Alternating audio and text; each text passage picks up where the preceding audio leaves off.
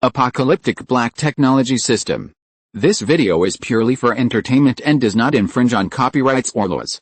The rights to the novel and image belong to the original author. We do not claim ownership. Don't like waiting and want to listen to this fanfic in full now? Subscribe to our Patreon, where you'll find the best fanfics. Chapter 95 Future City Project. Seeing that Su-Ran didn't speak for a long time, Su-Russian didn't dare to make too much trouble with Su-Ran, so he turned his head and scolded his companion. "You should say a few words." Seeing this, the companions who followed him opened their mouths loudly. Although they all expressed their opinions and thoughts, their tone and expression were not as tough as Su-Russian's. This is obviously because this group of people came here. They were naturally half a point shorter when they met the commander, and realized that the rumored master Meng Yibei, who directly caused the fall of the Yunchang in the Battle of the Pacific, was here. It was their aura that languished. Meng Yibei kept silent all the time, just looking at this side, whirling thoughts in her mind that didn't match her serious expression at all. Am I causing trouble for Su-Ran? These people don't welcome me, and they are really thinking about the Xinjiang fleet.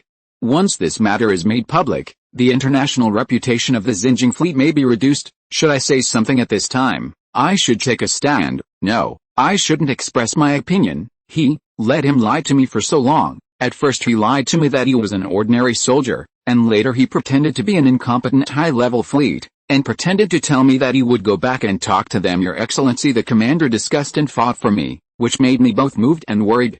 In the end, he was acting all by himself. This is simply scum before the end of the world. He might be some kind of scumbag who has seen countless women. Gotta give him some color. Yes, I don't want to talk yet. Let him have trouble at both ends. Let you play with me. Of course Su-Ran didn't know about Meng Yibei's storm of broken thoughts. He sighed silently in his heart, although this scene was a bit of a headache. But apart from Meng Yibei's inexplicable unhappiness, other things were still within his expectations. In the middle, Su-Ran said, "I know this matter well. Meng Yibei is a human being. These swarms are at her disposal. In the future, they can become the helpers of human beings, and they can even become another booster for the fleet." Su-Russian heard this and said, "Your Excellency Commander, I also understand this. I am not here today to target Miss Meng. It's just that the Global United Front has only been established for less than 20 days. Our Xinjiang fleet is the initiator and the leader. I'm afraid this matter will be detrimental to the fleet." Su-Ran smiled and shook his head when he heard the words, although he had already judged Su-Russian as brainless in his heart, but he still likes this guy very much, and although the other party is here to ask for an explanation, Su-Ran is not an unreasonable fake king. Of course, he can see that Su-Russian's words and today's arrival are all for the fleet, and consider seeing Su-Ran smile. Su-Russian couldn't help but said, "Your Excellency Commander, this matter cannot be sloppy, or we should quickly block the news. These days, people below have started to spread rumors about this matter. If this continues, it's only a matter of time before everyone knows it doesn't matter." Su-Ran said, "The Xinjiang fleet has a fleet rule, which is freedom of speech. Since there's this rule, then everyone can say whatever they want. I wrote that rule myself. It's not empty words. How can this be okay?" At this time, a young man standing behind Su-Russian couldn't help it anymore, and spoke out loudly, "Peng Dong, stay safe and don't be impatient." Su-Ran said the other party's name in one breath. That was also a senior fleet officer of the 3rd Attack Group, an adjutant of a frigate, a young man with a more radical personality. Su-Ran, I remember that Li Hangsu, Peng Dong's commander, was an unusually calm middle-aged man in his 40s. He was an old man in the fleet. He used to be the adjutant on Hu's ship. The two of them were arranged together, and their personalities complemented each other perfectly. And this time, Li Hangsu did not express his position on this matter at all, but his adjutant has been trying his best to express his position, and Peng Dong called out his name when he heard the commander. He was a little surprised. After all, he is not an old man in the fleet, but just an adjutant. Now the attack groups of the Yunchang in the fleet have begun to see their scale. Your Excellency Commander, who manages everything every day, can still remember him as a little lieutenant who is not the captain. How can Peng Dong not feel honored? With this kind of honor in mind, Peng Dong's impatience weakened a lot. He calmed down, and waited for His Excellency the Commander to speak. Su-Ran slowly stood up from her seat, opened her mouth slowly, and said with a smile, "I know everyone is doing it for the good of the fleet, but there is no need for everyone to worry. The Xinjiang fleet is the Xinjiang fleet. I want to ask you a question." Everyone looked at each other in blank dismay. They thought that Su-Ran wanted to give an explanation or a decision, But why did they ask them a question instead? But facing the commander, no one dared to question him, so Su Rushan said, "You ask, am I a human or an alien?" Su Ran asked this question with a relaxed tone and a smile, but this question made Su Rushan and others fall into silence because this question is exactly the answer Su Ran gave them. Su Rushan has a blunt temper, but he is not a fool. He reacted immediately, showing a look of surprise and admiration, and a little bit of hidden curiosity. After a while, he calmed down and said, "I understand, Your Excellency, Commander, let's not add more trouble. After returning, I will convince others." Su Ran nodded and said, "I'll give you a new secret to convince others." New secret? Su Rushan and the others frowned in confusion. Su Ran said with a relaxed smile, Just kidding, this is actually not a secret. I plan to announce it later today, that is, 3 days later. The Xinjiang fleet will leave the Xinjiang Special Zone and head to Dongying, to build a space city based on Kyushu Island, and from today, Kyushu Island will no longer be named after Dongying, and the Xinjiang fleet will be the new name of that island group, and the swarm will also be hidden deep underground in the future city of Kyushu Island before the threat of the Proxima fleet is lifted. People can only see Mang Yibai, who is rescued from the swarm, and will not see any bugs in the fleet. Su Rushan and the others showed expressions of surprise and excitement when they heard the words. After a while, Su Rushan still asked, "This is a good thing, but, Your Excellency Commander, now that Proxima Centauri is under threat, is it not appropriate for us to start building the future city?" Su Ran shook her head, and said, "There is still a lot of manpower on Kyushu Island, but now the main construction work is actually undertaken by various countries. There is no need for a fleet to build ships, and our strength can be used to build this future city. Besides, if the Proxima Centauri fleet doesn't come, will we have a hard time? P.S. The double opening new book Restricted Old Paradise has been released. Everyone can go and have a look." Chapter 96 Relocation.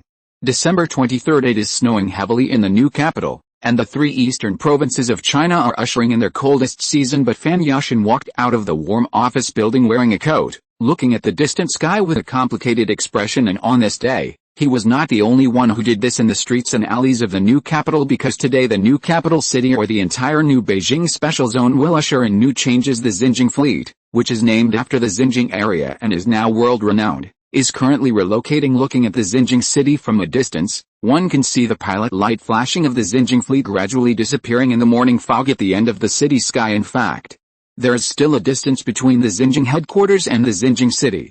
In the past, ordinary warships rose and fell, unless they were flying over or close to the Xinjiang city.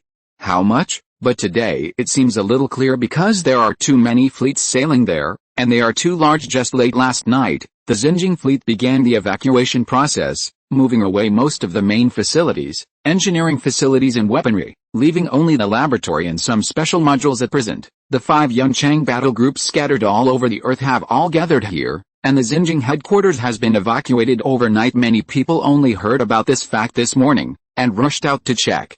The last batch of warships of the Xinjiang fleet were almost disappearing at the end of the sky. Some people were puzzled by this, and didn't know why the Xinjiang fleet left, and various rumors spread in the streets and alleys. How did the Xinjiang fleet go?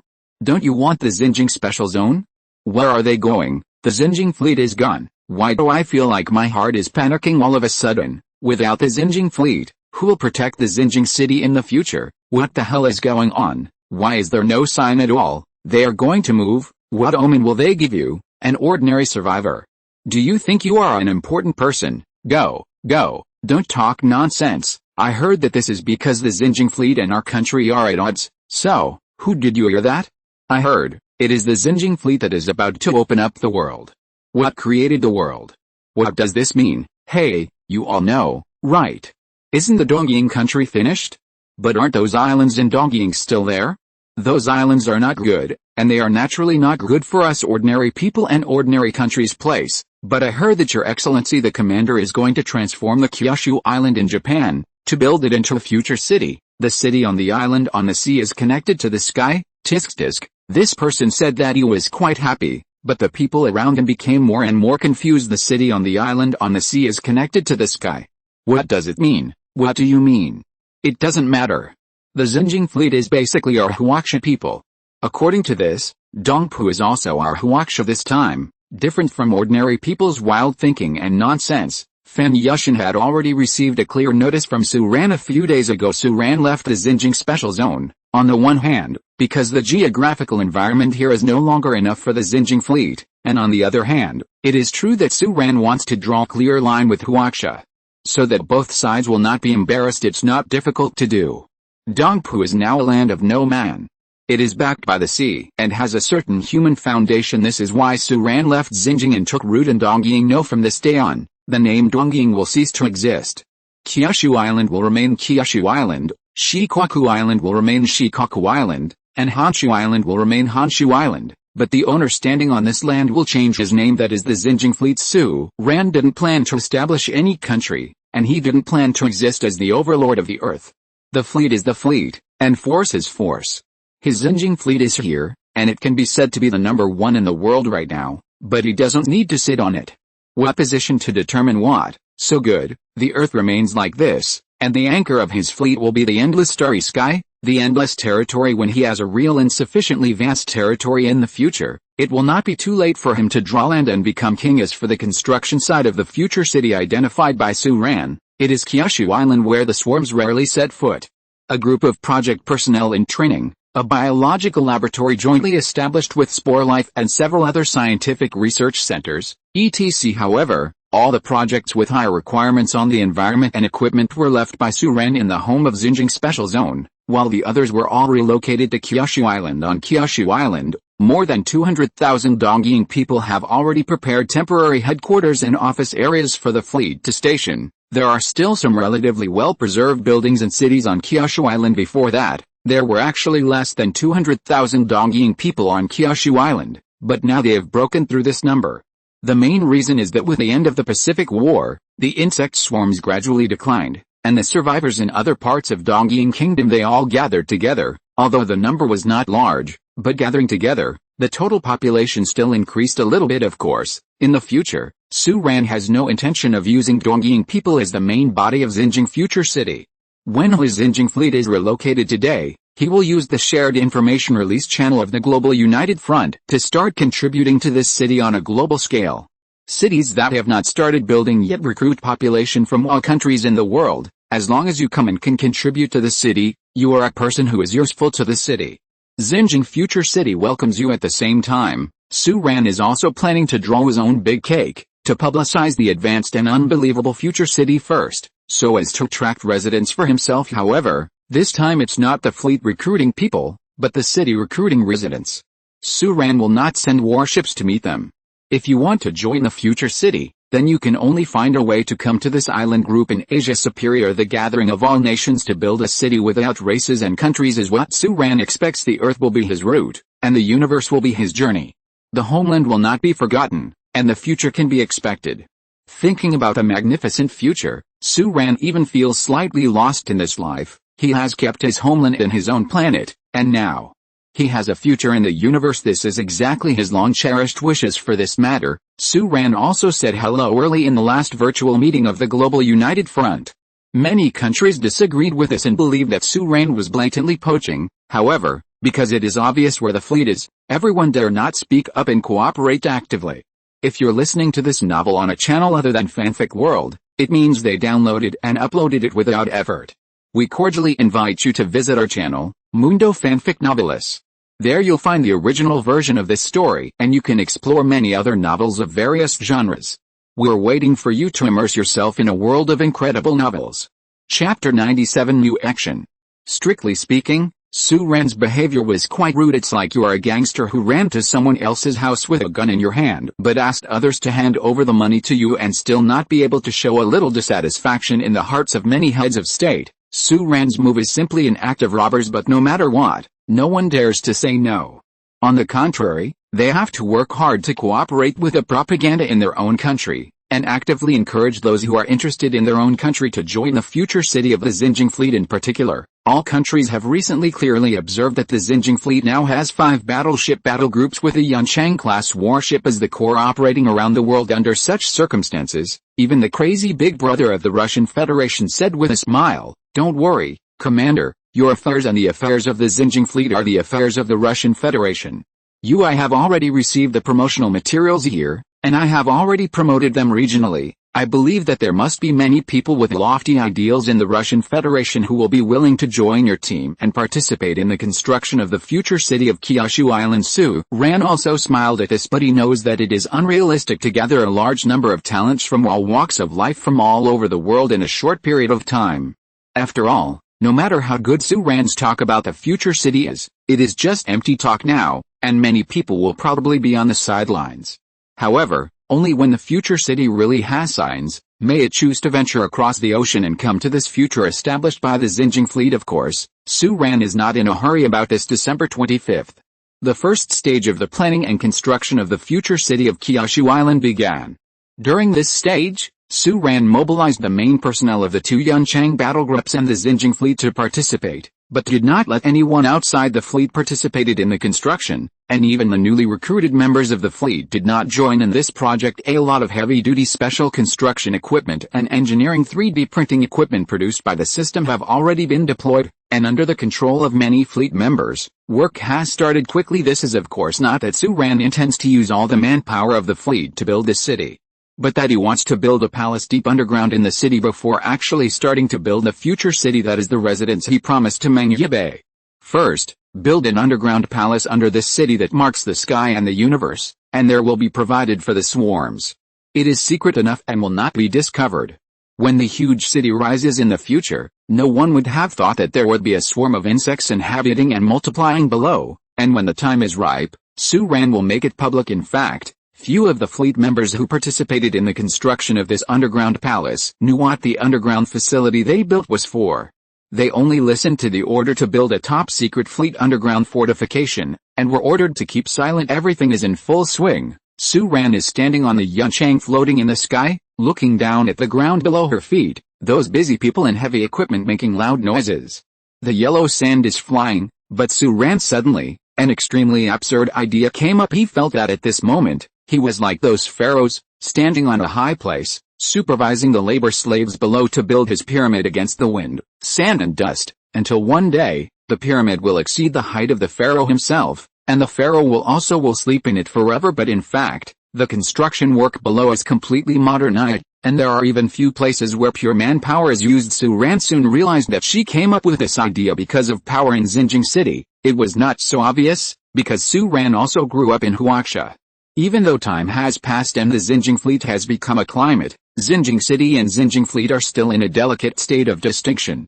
This made Su-ran have no real sense of domination and power until this moment. He stood above the sky of Kyushu Island. This piece of land is already completely owned by the Xinjiang fleet, and that feeling really becomes different. Su-ran felt this change in mood, was familiar with it, but was also vigilant. Being a ruler, a center of power is a good thing, but not entirely a good thing. Su-ran is very clear that what he rules is not a feudal dynasty, nor a modern country on earth, but a fleet that is booming and facing countless threats and unknowns. It is magnificent but also turbulent, treacherous universe, and if he wants the Xinjiang fleet and himself to go on, develop better and better, and be more and more capable of facing the universe, what he needs is not the thinking of a ruler, but a pioneer, a commander's thinking. The universe is like a vast ocean. No one knows what huge creatures will suddenly emerge from the sea and overturn your boat, and no one knows when you will encounter sudden extreme weather that will make you completely lost or even sunk. Therefore, if you want to sail on such seas, it is impossible for a ruler who overbearingly overlooks all living beings to achieve anything. Only the pilot can overcome obstacles and find the correct channel. This is also the reason why Su-ran has never wanted to become the so-called overlord of the earth and unify the little broken ball. His strength is not enough to take such a huge planet to jump around in the universe. The more important reason, yes, he doesn't want to be restricted by his identity as a so-called ruler and the possibility of running towards a broader future with such thoughts in his mind. Su-ran smiled and shook his head slowly. At this moment, Su-ran turned her head slowly and looked into the bridge behind her. It stands to reason that the Yunchang is in a state of floating and is in a completely silent standby state. Apart from the on-duty personnel, there is no need for many staff members on the bridge, but at this moment, the bridge of the Yunchang was full of people, and the crews of each unit and module of the Yunchang were already in place, as if they were about to participate in a big battle. But Su-ran nodded to everyone, then walked to his seat and sat down. As he sat down, pictures began to emerge one after another. Messages are being transmitted into the Yunchang. This is the Red Pioneer, the main ship of the 3rd battle group of the Xinjiang fleet. I am the Captain Kiao Xiangjin. My ship is ready. Commander, please give me an order. This is Liang, the main ship of the 4th battle group of the Xinjiang fleet. I am Captain Lin Yuandong. My ship is ready. Commander, please give me an order. This is the Narcissus, the main ship of the 5th battle group of the Xinjiang fleet. I am Captain Tong Mai Okyu. My ship is ready. Your Excellency Commander, please give me an order. Chapter 98 Attack on the Swarm. On December 25th, at 13:21 p.m. Kyoto time over the Arctic Ocean, on the Arctic glaciers, and somewhere in the Pacific Ocean, 3 huge battle groups of the Yunchang fleet have been deployed under the stern howl of the wind, on the rough sea and the calm and cold glacier. There was a gentle silence among the warships. The active commanders of the 3rd battle group, the 4th battle group and the 5th battle group are Qiao Xiangjin, Lin Yuandong and Tong Mai Okyu respectively. At this very moment, they are located at the positions of the 3 calibrated entrances of the Earth hole on the position of the Arctic Circle. However, the 3rd battle group and the 4th battle group under the command of Qiao Xiangjin and Lin Yuandong were above the sea, and from their position they couldn't see the entrance of the hole hidden deep under the sea. As for the 5th battle group located in the depths of the Arctic glacier, Tong Mai Okyu stood on the bridge of his flagship Narcissus. Through the restoration of holographic modeling, he could clearly see the bottomless glacier below hollow entrance. It was as dark as a black hole, as if it wanted to swallow all the light and matter in it. Everyone knows that right now, in this hole on the Earth in the Arctic Circle, there is the last force of the current bug swarm according to Suran's latest global summary and updated Earth hole exploration map and the fleet's independent exploration pictures in the previous pursuit battle. There is a new world continent under the glacier. As we all know, the Earth's cavities are located within the planet, and most of the entrances are below sea level. Therefore, most of the areas in the cavities are basically engulfed by seawater. It is nothing more than a sea in a sea, only a few areas. It belongs to the sea-free zone, and in these few sea-free areas, many are absolutely desolate places, natural and pure cavities, and only a few are underground structures with independent ecological environments. These places can be found all over the world, and they are all located in unknown depths. Many animals and plants living in them are slightly different from the outside world. Many strange creatures that have seen water monsters or primeval forests often come from here according to the information gathered by many parties. It is such an independent ecological environment in the hole under the Arctic Circle, and it is the largest one that has been detected on the Earth so far. The 2 cave entrances in the Arctic Ocean and the entrance on the Arctic glaciers are all connected to this largest ecological cave, and the insect swarm was also driven here step by step during the retreat these days, and retreated inside. The fleet is now blocked. It is the 3 nearest gaps. Of course, the structure and environment of the Earth's cavities are intricate, and the passages are often connected with each other. Blocking these 3 entrances and exits does not mean that the swarms are surrounded, and the 3 Yunchang battleships of the Xinjiang fleet. The purpose of the swarm appearing here is not to wipe out the swarm here at this moment. The altitude of 10,000 meters above the entrance of the Arctic Ocean number 1 hole on the Liang, on the bridge, multiple holographic images are emerging in front of Lin Yuandong, which are the commanders of the other 2 battle groups, and the central command headquarters that is in charge of the overall situation in the sky above Kyushu Island. Lin Yuandong couldn't hide his excitement, and said, "Your Excellency, our ship has been prepared, and the number 03 Awakener class warship is dispatched. This ship is fully controlled by the brain, and it also carries members of our special forces team into the sea." Lin Yuandong's excitement was actually very simple. Naturally, it was because he took the position of captain of this battleship of the Yunchang class, and not only that, he even became the commander of a sky combat group, which made him. How can I not be excited? How can you not be excited? Although Su Ran had already hinted at this matter more than 20 days ago, the official appointment notice was issued in the fleet more than 10 days ago, and Lin Yuandong took up the post and fully took over the 4th battleship battle group. Today, every time he sits on the bridge commander of the Yunchang, watching the many frigates and Enlightener-class warships guarding his Liang outside the window, he is unspeakably excited, wishing to get up and walk around the bridge in a big circle. In fact, not only him, but also the little brothers under Lin Yuandong's hands were extremely excited and full of energy. What, are you kidding? We are all members of the battle group. How can we be foolish? You must do it well. At least you must be worthy of the appreciation of the boss and your excellency the commander, and you must be worthy of this impressive fleet. Lin Yuandong and his subordinates may have known a little bit. In a sense, there are many disadvantages, but at the same time, there are also many advantages. For example, at this moment, They feel that it is sweet to follow Su Ran. Moreover, Su Ran has given enough face and confidence. Most of them will really give up their hearts. One will follow their boss Lin Yuandong, and the other will be Su Ran. There will be absolutely no second words, of course. Lin Yuandong was able to lead this well, and he has a strong ability to know people. Those he recruited were not good people, but they were not really bad people either. Perhaps most of them didn't have great academic qualifications, and their appearance and speech were not good enough.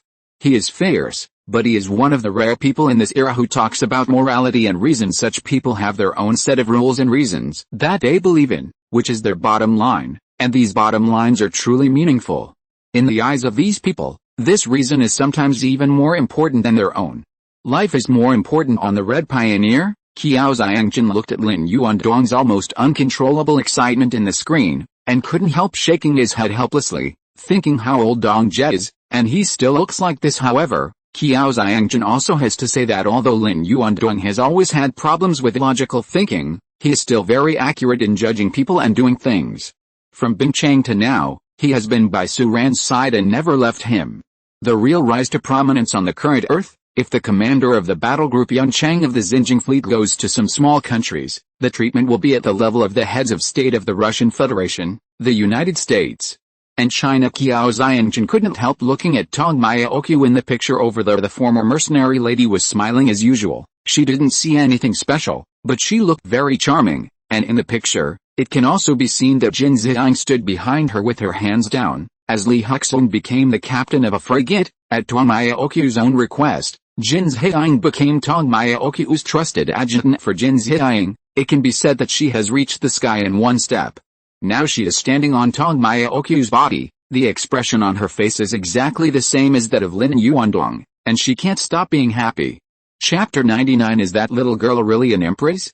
According to Qiao Xiangjin, Jin Ziyang's ability seems to be pretty good, but this girl, it is said that her brain doesn't seem to be very good. The brains here are not good enough, not the kind of people who don't have enough IQ.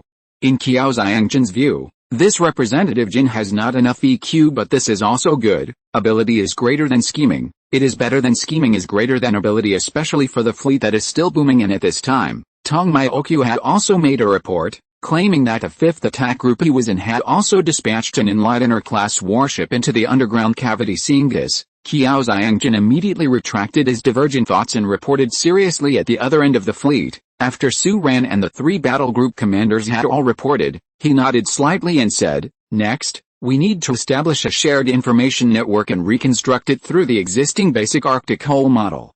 Modeling, and Meng Yibei assists us in locating the target. Remember, our target today is only the experimental brood of Swarm 03. Except for this target, we do not engage in any meaningless provocation, attack and expansion behavior." In the picture, Qiao Xiangjin, Lin Yuandong, and Tong Myaokyu all had serious expressions on their faces, and they replied in unison, "Understood." And at this moment, the three Enlightenment-class battleships have also begun to go deep, gradually sending back pictures in the three battle groups. Several battle group commanders also turned around and sat firmly in their positions.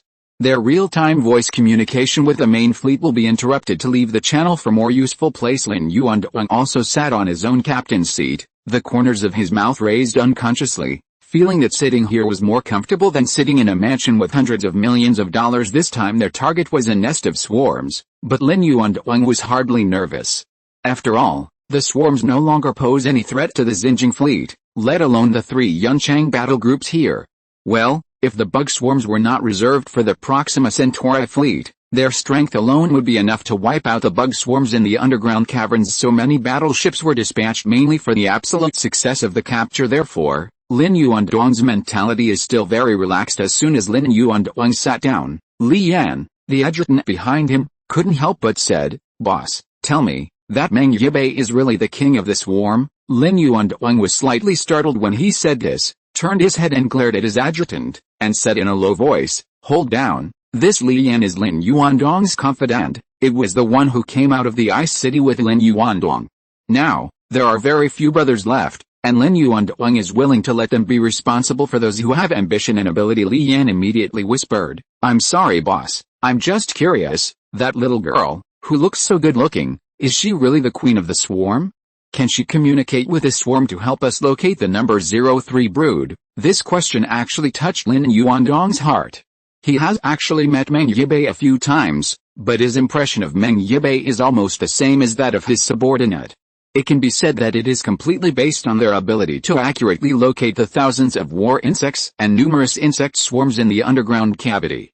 If Meng Yibei can't do it, their work will be in vain. Therefore, Lin Yuandong was actually very curious about it. However, as the boss, Lin Yuandong wanted to save face even when facing a cronies like Li Yan. How could he say something like "I don't know, I'm also curious"? I saw that Lin Yuandong frowned slightly, and said, "What are you asking? Su Ran has already said it, and you just do what you want and you're done.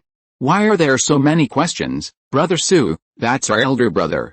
Of course, I'm not worried that he won't be fooled by that girl's film, but, boss, I don't think you don't know, do you? Fuck off. Why are there so many nonsense? Brother Su, what Brother Su? Call him your excellency, Commander." Lin Yuandong scolded angrily. Li Yan just smiled, knowing that he had guessed right, and his boss also had a row of question marks on his head. But don't tell the truth if you see through it, and pretend you don't know it when you understand it. That's the knowledge of being a younger brother. Naturally, Li Yan would not ask any more questions, but instead said, "But boss, you said that this number 03 experimental brood really has what we want. Is there any information on the Proxima fleet?" Having said this, Li Yan and Lin Yuandong's expressions became serious. "That's right, today's operation, the purpose of dispatching the 3 Yunchang battle groups is precisely the relevant information of the Proxima fleet." Su Ran welcomed Meng Yibei back, and opened up a home for her and the swarm she sheltered, but she did not forget her purpose, that is to obtain the Proxima star from the swarm that had confronted the Proxima fleet. Facts about the fleet. Although Meng Yibei is not happy, she can tell the priority of the matter. She can talk endlessly about Proxima Centauri, but she doesn't know much. The memory of the queen of the swarm is in her. This place has already been fragmented, and she only remembers that the Proxima star fleet has extremely advanced nanotechnology, and the information she believes more is recorded in the destroyed central control hive and door level hive. And now, the last door level hive has also been crashed in the Arctic Ocean by Su Ran. According to Meng Yibei's deduction, the one that may still store the data of the Proxima fleet must be the number 03 experimental hive. The laboratory is also one of the information centers, and the Proxima star fleet, as the current number 1 enemy of the swarm, will definitely store relevant information. Therefore, as long as the fleet can capture the number 03 experimental brood and bring it back to the fleet, and then cooperate with Meng Yibei to completely take control of this brood, the relevant resources will undoubtedly be mobilized. And not only that, the fleet can also obtain a large number of relevant information about the experimental projects of the swarm, and even included the data of the human dark energy biological transformation experiment of the swarm that Su Ran was more interested in. That's why today's siege happened. Whether the detailed parameters and information of the Proxima fleet can be obtained from the Zerg swarm can be said to determine whether the Xinjiang fleet can seize the opportunity and whether it can have enough confidence to face the Proxima fleet in the future. Lin Yuandong thought about this. Shen responded, "There should be. No, there must be." Li Yan nodded and said, "Boss, do you think the Proxima fleet will negotiate peace with us if it really comes?" Lin Yuandong shook his head slightly, but now he laughed. "If you don't make peace with us, we'll beat the shit out of them."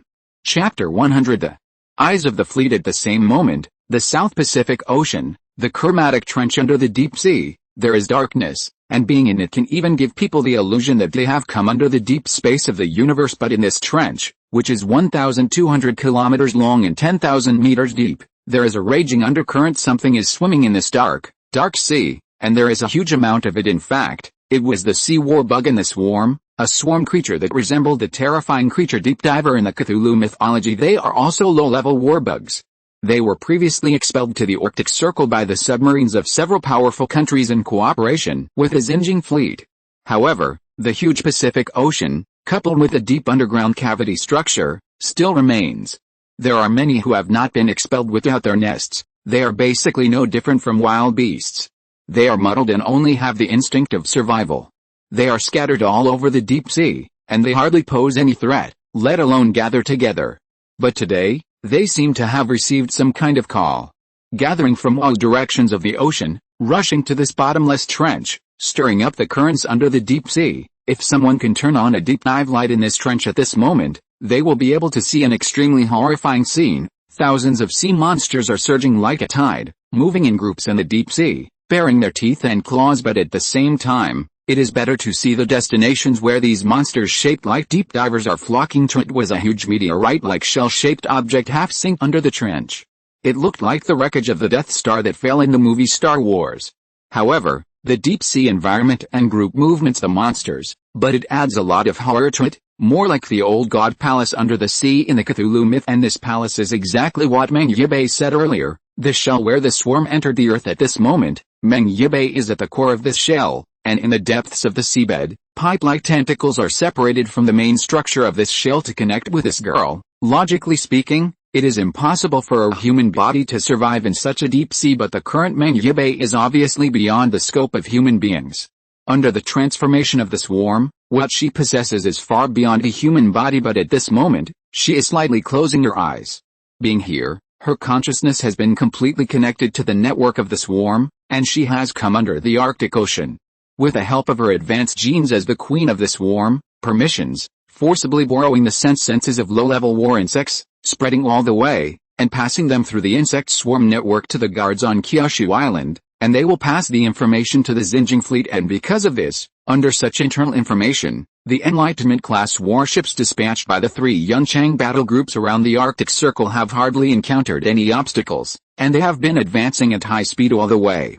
The roads are the areas with the fewest bugs. Meng Yibei even took the initiative to arrange for the swarm to make way for the fleet, and even let dozens of purple jellyfish lead the way in front of the battleship, with a large number of insect swarms being driven in. The power of the swarm princes here has been greatly diluted, and a large number of ordinary insect nests and low-level war insects are mixed in, which allows Meng Yibei not only to see but also to command part of it. In fact, she had already quickly located the number 03 experimental nest located in the deepest part of the cave through the information network of the swarm, and the next thing to do was to guide and assist the fleet to get there. At this moment, she, the queen of the swarm, became the eyes of the fleet, helping the fleet deal with the swarm. And beside Meng Yibei, a large number of war insects like deep divers are gathering from all directions, like children, wanting to get close to their king, but with some fear and respect. They dare not get too close, so they, across a distance of tens of meters, they swim around in circles.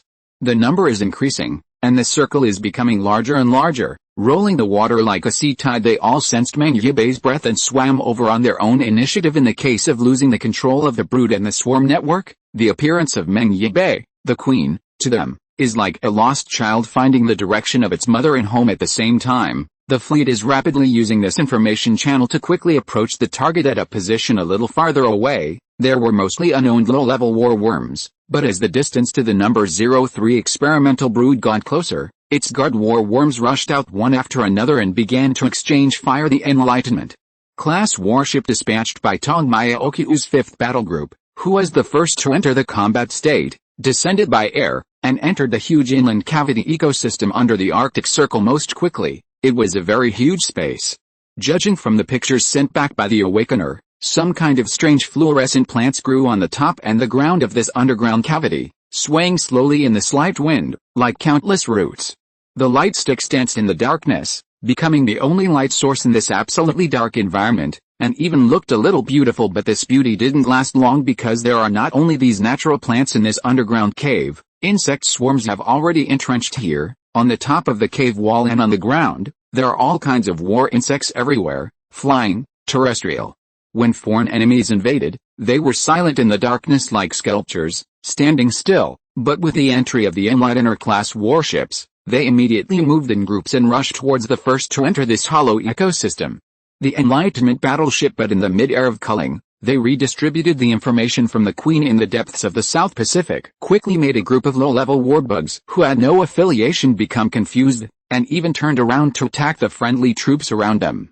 Under such circumstances, only a small part could be killed. In front of the Awakener-class battleships, the threat they can bring to the battleships is almost negligible, and the fleet also quickly used the data sent back by the Awakener-class battleship, combined with the information provided by Meng Yibei, to construct a 3D structure of the entire Arctic Circle ecosystem environment in the fleet and marked the location of the number 03 experimental brood location. In this way, the Enlightenment-class battleship that penetrated into the swarm only needs to accurately compare this model with the radar, and then it can accurately find the only target of this operation without any deviation, the number 03 experimental brood. Chapter 101. Succeeded. The underground cavity is huge, but at present, it is already close at hand. However, things did not go so smoothly since the Battle of the Pacific. Although the swarms have been retreating steadily, they were even defeated by the Own Queen time and time again, and they have long lost the confidence and strength to invade the Earth in an all-round way, but the swarms are swarms after all. Now, in the underground cave ecosphere of the Arctic Circle, it can be said that the last force of the current global insect swarm has gathered. Of course, it is impossible to have no background at all. Although the swarm is completely defeated, it doesn't mean that they can't be defeated by anyone. In fact, this is their tactic of shrinking to survive. Otherwise, in just 1 month, they will spread all over the world at all levels. The worm nests were basically cleared to the Arctic Circle, which is simply unrealistic. It is only because the worm swarm has been retreating that it gives people a feeling that the worm swarm has been defeated. In fact, according to what Suran learned from Meng Yibei, this is a biological emergency plan of the swarm, an order carved into the swarm genes. When the queen of the swarm is no longer and the population is in danger, the bug swarm will abandon low-level war bugs and bug nests, gather and hide their strength, and wait for the opportunity. Therefore, as the Enlightenment class battleship entered from the top gradually deepened, in the depths of the dark cavern, a tide of light like stars was shining on the ground. That is the countless powerful battle insects and insect swarm forts located in this hollow ground and fluorescent plants, which are accumulating energy at this moment. The underground cavity, which was originally dimly fluorescent, was even reflected in a faint blue, terrifying and cold. Judging from the data fed back from the scene, the number of plasma cannons and plasma cannons ready to go down here has exceeded 3,000. The 3 commanders of the 3 Yunchang battle groups all changed their colors when they saw this. Although they had made psychological preparations, they did not expect that the swarm here would have such a large-scale combat power and firepower. This, my god! Aren't our 3 Enlightenment-class battleships going down to deliver food to others? Li Yan's scalp was numb, and he felt like he had poked a hornet's nest. He quickly looked at his boss and his expression remained unchanged. Changing Commander, Your Excellency. Lin Yuandong raised his head slightly, glanced at Su Ran, and noticed that Su Ran had been calm all the time and had no intention of letting the Enlightener-class battleship withdraw, so he wisely kept silent and said nothing. At the same moment, Jin Ziyang in the 5th battle group Narcissus was even more anxious. After all, at this time, the Enlightenment-class battleships of the 3rd battle group and the 4th battle group were still in the intricate underground caves and waterways. Moved forward, they haven't reached this Arctic whole ecosystem yet and haven't faced this threat directly. And now it's the warships of their 5th battle group that are going to be bombarded to pieces. Jin Ziyang couldn't help but said, "Isn't this fatal? Captain Tong, let's fight directly with the Yuncheng. They are hiding so densely, our main guns will be gone." After firing twice, a twitch flashed across Tong Mayaokyu's face. She glared at Jin Ziyang, and said, "We are here to capture the insect nest, not to wipe it out, and, don't worry, they can't shoot down an Enlightener-class warship. Jin Ziyang is good everywhere, but when something happens, she can't speak her head." No. It's not that she can't speak her head, it's that she lost her head in an unexpected situation. In addition, the gold representative still has many advantages. Jin Ziyang didn't know that Tong Mayaokyu was quietly slandering herself in her heart. She listened to Tong Mayaokyu's words, and she showed a surprised expression, and immediately looked at the front picture. Soon, she seemed to think of something, and her expression was not worry no more. But in the cave ecosystem of the Arctic Circle, the situation is changing again. Under the light of thousands of bright plasma cannons, on the ground and in the sky, there are countless war insects surging, swarming densely, and the goal is only one, that is, with flesh and blood. In the Fleet Enlightenment, a line of flesh and blood is formed between the super battleship and the swarm artillery on the ground to intercept those attacks that are ready to go this time. Those plasma cannons couldn't fire at all. The Awakener-class warship flew down through the sky like no one else was there, and landed on the target experimental hive number 03. It is Meng Yibei, located in the depths of the South Pacific, that has done all this. This queen of the swarm has pitted the swarm alive again. Although the swarm has abandoned a large number of low-level warbugs, the low-level warbugs are like bricks and tiles. Even if most of them are discarded, they are still the main part in the underground cavity ecosystem in the Arctic Circle, and the absolute ones. Most of them will obey Meng Yibei's orders, and at this moment, from 2 other directions, 2 other Enlightenment-class battleships also entered the field one after another. The 3 Enlightenment-class battleships converged in midair, directly tearing apart the defenses of the battle insects outside the number 03 experimental hive, and the number 03 experimental hive itself had no offensive weapons. Under such circumstances, it became a waiting to be slaughtered. The Lamb, pulled by the tractor beam towers installed on the 3 Enlightenment-class warships, was forced to lift into the sky and go to the sky. And in this Arctic Circle's underground cavity ecosphere, a large number of war insects are fighting each other, and few of them will attack human warships. Seeing this scene, Tong Maya Okyu, Kiao Xiangjin, Lin Yuanduang and the others couldn't help but fell silent. There was also silence on the bridge of their battleship and in the independent channel of the battleship attack group. In fact, no one spoke even on the Yunchang where Su Ran was on Kyushu Island. This scene is incredible. The swarms kill each other and let the human warships come and go freely, taking away the absolutely crucial experimental brood for the swarm like a bag. And all of this was done by the Queen after being surprised. People thought more new thoughts on the introduction of the swarm forces by the Xinjiang fleet, and on the half-human, half-insect Queen people's ideas are slowly changing. Li Yan even murmured, "From this point of view, our commander is indeed far-sighted. And it is indeed a wise move to introduce the Queen of the Swarm." Lin Yuanduang sat in his captain's seat, but did not respond to these words, but shook his head slightly. He suddenly realized that the times and the world are changing drastically, and the commander's thoughts have not lagged behind. In the air above Kyushu Island, Su Ran didn't speak either. This was exactly what he wanted to see. He knew that since today, Meng Yibai has stood still in the fleet, and the swarm will truly become one of the armies of the fleet, because nothing is more convincing than the fact that it actually happened in front of your eyes. Chapter 102 Harvest. The experimental hive of Swarm 03 was led into the sky by 3 Enlightenment-class warships, and was taken over by 3 Yunchang-class warships. At this point, their operation this time is considered to be over, and the 3 Yunchang combat groups that converged in one place began to return. On the way back to the voyage, Kiao Xiangjin began to organize people to forcibly break into the number 03 experimental hive, because they found that in the number 03 experimental brood, a large number of bugs were self-destructing internally, as if they were going to clear the data and leave nothing to the enemy, and they were clearing the field. If they really succeeded, wouldn't today's work be in vain? Therefore, Kiao Xiangjin urgently dispatched 3 special forces to forcibly open a few holes in the number 03 experimental brood and forcibly airborne to break in. And at this stage, Meng Yibai, who is far away in the South Pacific, is useless. She can control those low-end bug swarms without owners, but she has nothing to do with this kind of high-level brood.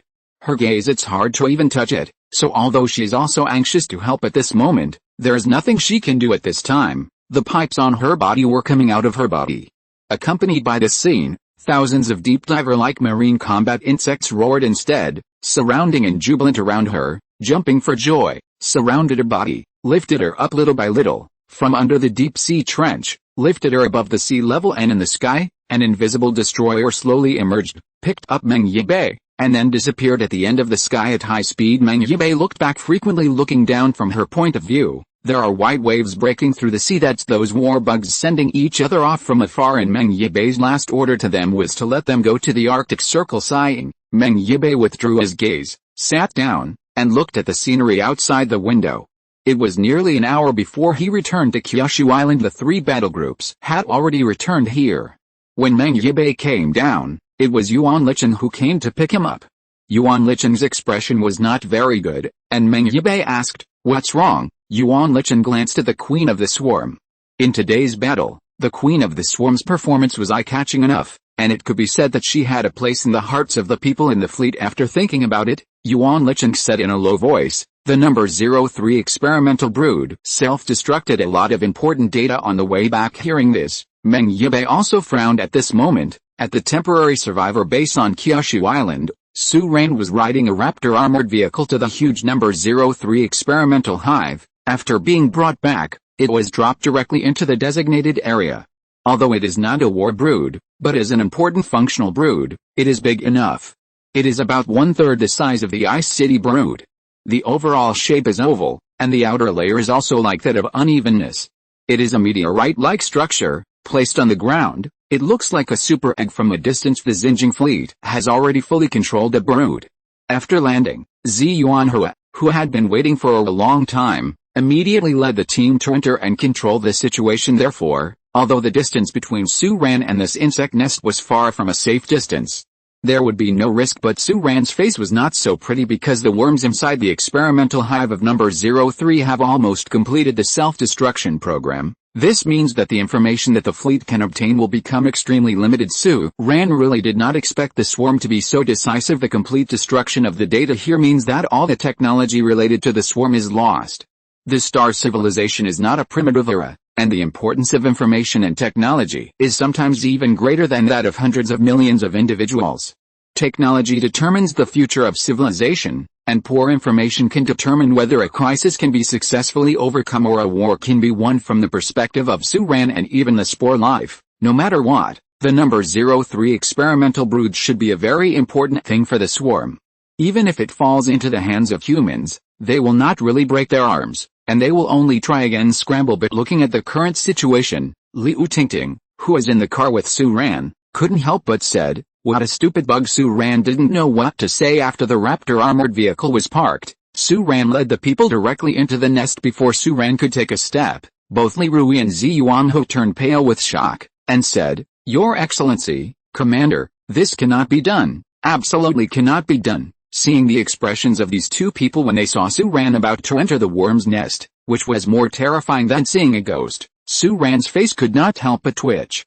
After thinking about it, he still stood outside. Obediently seeing this, Li Rui and Zi Yuanho breathed a sigh of relief. But at this time, Liu Tingting smiled and said, "Then let me go in. The database of the swarm is not something you can read just by plugging in a USB flash drive. They are biological groups, and only we can quickly read their information. Moreover, you don't have to be depressed. The biological technology of the swarm is just like that. Most of us can provide you with it." Su-Ran stared at it for a while before nodding silently. Liu Tingting showed a perfect smile, but she didn't take a step immediately.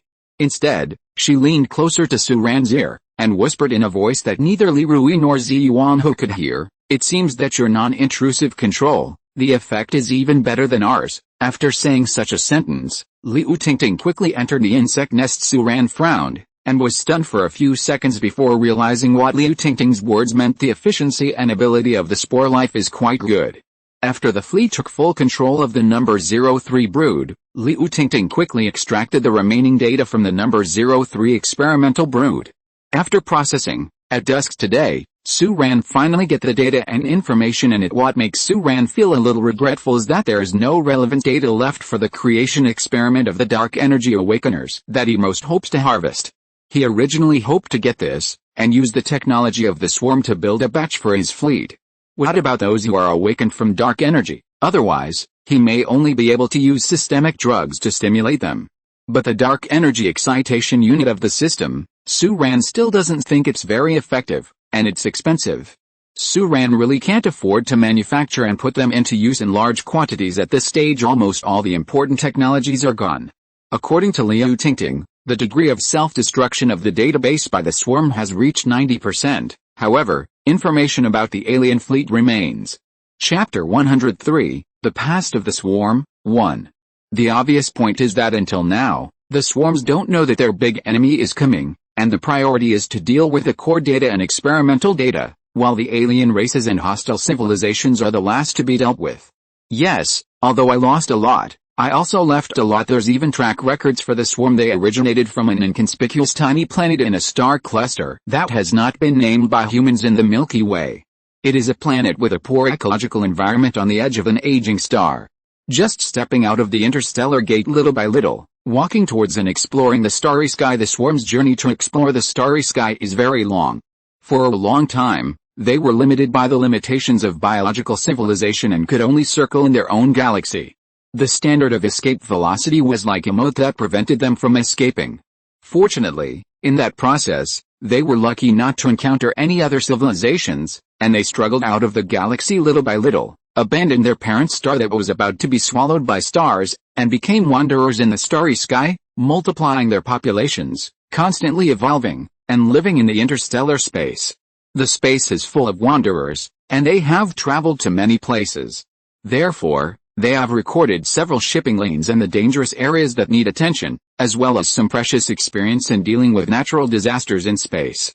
These are precious treasures in the starry sky, so they are the group backup as in every important brood with data recording capability, although in terms of data, these are less than 10% of the records recorded by the experimental hive of Zerg Swarm 03, and they are still marginal data content, but it is still a huge amount of data, and it is impossible to read one by one.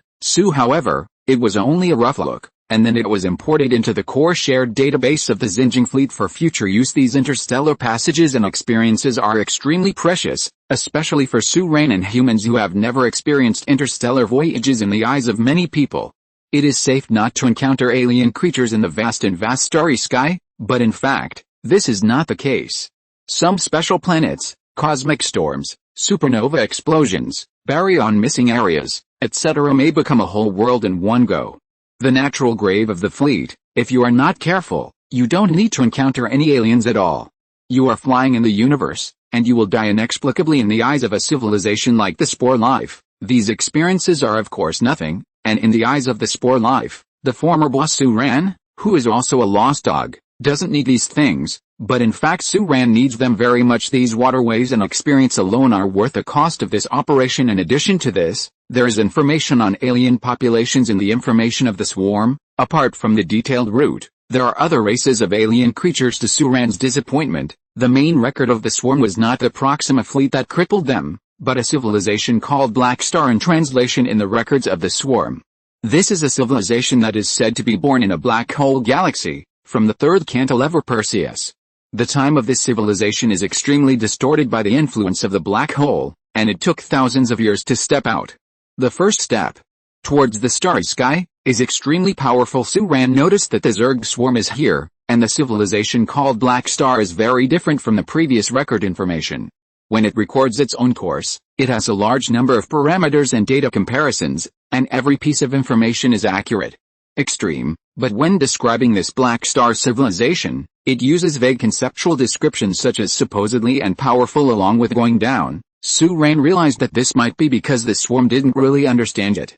In the records of the swarm, it was the overlord from the depths of the starry sky and the initiator of the war. A spaceship was dispatched and the swarm was routed in less than 15 minutes of human time. According to the records, the insect swarm was in its most powerful and prosperous state at that time, with 37 core brood control groups, 2,300 Fugalo-class warships, and a translation name that Su-Ran had never heard of. There were 7 Pioneer warships, and countless deep space war worms, but they were defeated by a spaceship within 15 minutes. Su-Ran looked at the recorded data of the swarm, but unfortunately did not find the battle damage data at that time. All he knew was that after the battle, the swarm completely surrendered and became the pawn of this civilization. Looking at these information and records, the more Su-Ran looked at them, the more frightened she became. What is that? A spaceship, crushing the overwhelming swarm warships, and even though they were incorporated, the swarm never saw the battleships of the Black Star civilization again, and never saw individuals of their civilization from the beginning to the end, so they became wayjourners. But this is also beneficial. This Black Star civilization is rapidly expanding within the Orion cantilever, conquering one civilization after another, ruling many civilizations only with information, attacking stars and plundering soil, allocating resources. All other civilizations are subject to it, partly from fear, and partly from definite advantages. Even the swarm has acquired a new home star, also somewhere in deep space in the constellation Orion, but at this time, their expansion encountered unprecedented resistance. Su-Ran noticed that from here on, the records of the swarm became chaotic because they have been attacked like never before. Many civilizations under the entire Black Star civilization have fallen into inexplicable wars. Originally, the Black Star civilization of the swarm followers expanded in the Orion constellation, and it was almost indomitable. In the Orion constellation, it seemed that there was no force at all that could stop their footsteps, but at this moment, terrifying and powerful civilizations suddenly appeared in the corners of the dark starry sky, and began to attack them. Judging from the records of this swarm, their entire civilization cluster was attacked and almost completely defeated. That feeling, it's like a group of ignorant hunters walked into a primeval forest. They didn't encounter any danger at first, but got a lot of fat prey and precious herbs. Just when these hunters thought that this forest was completely safe, they hibernated here.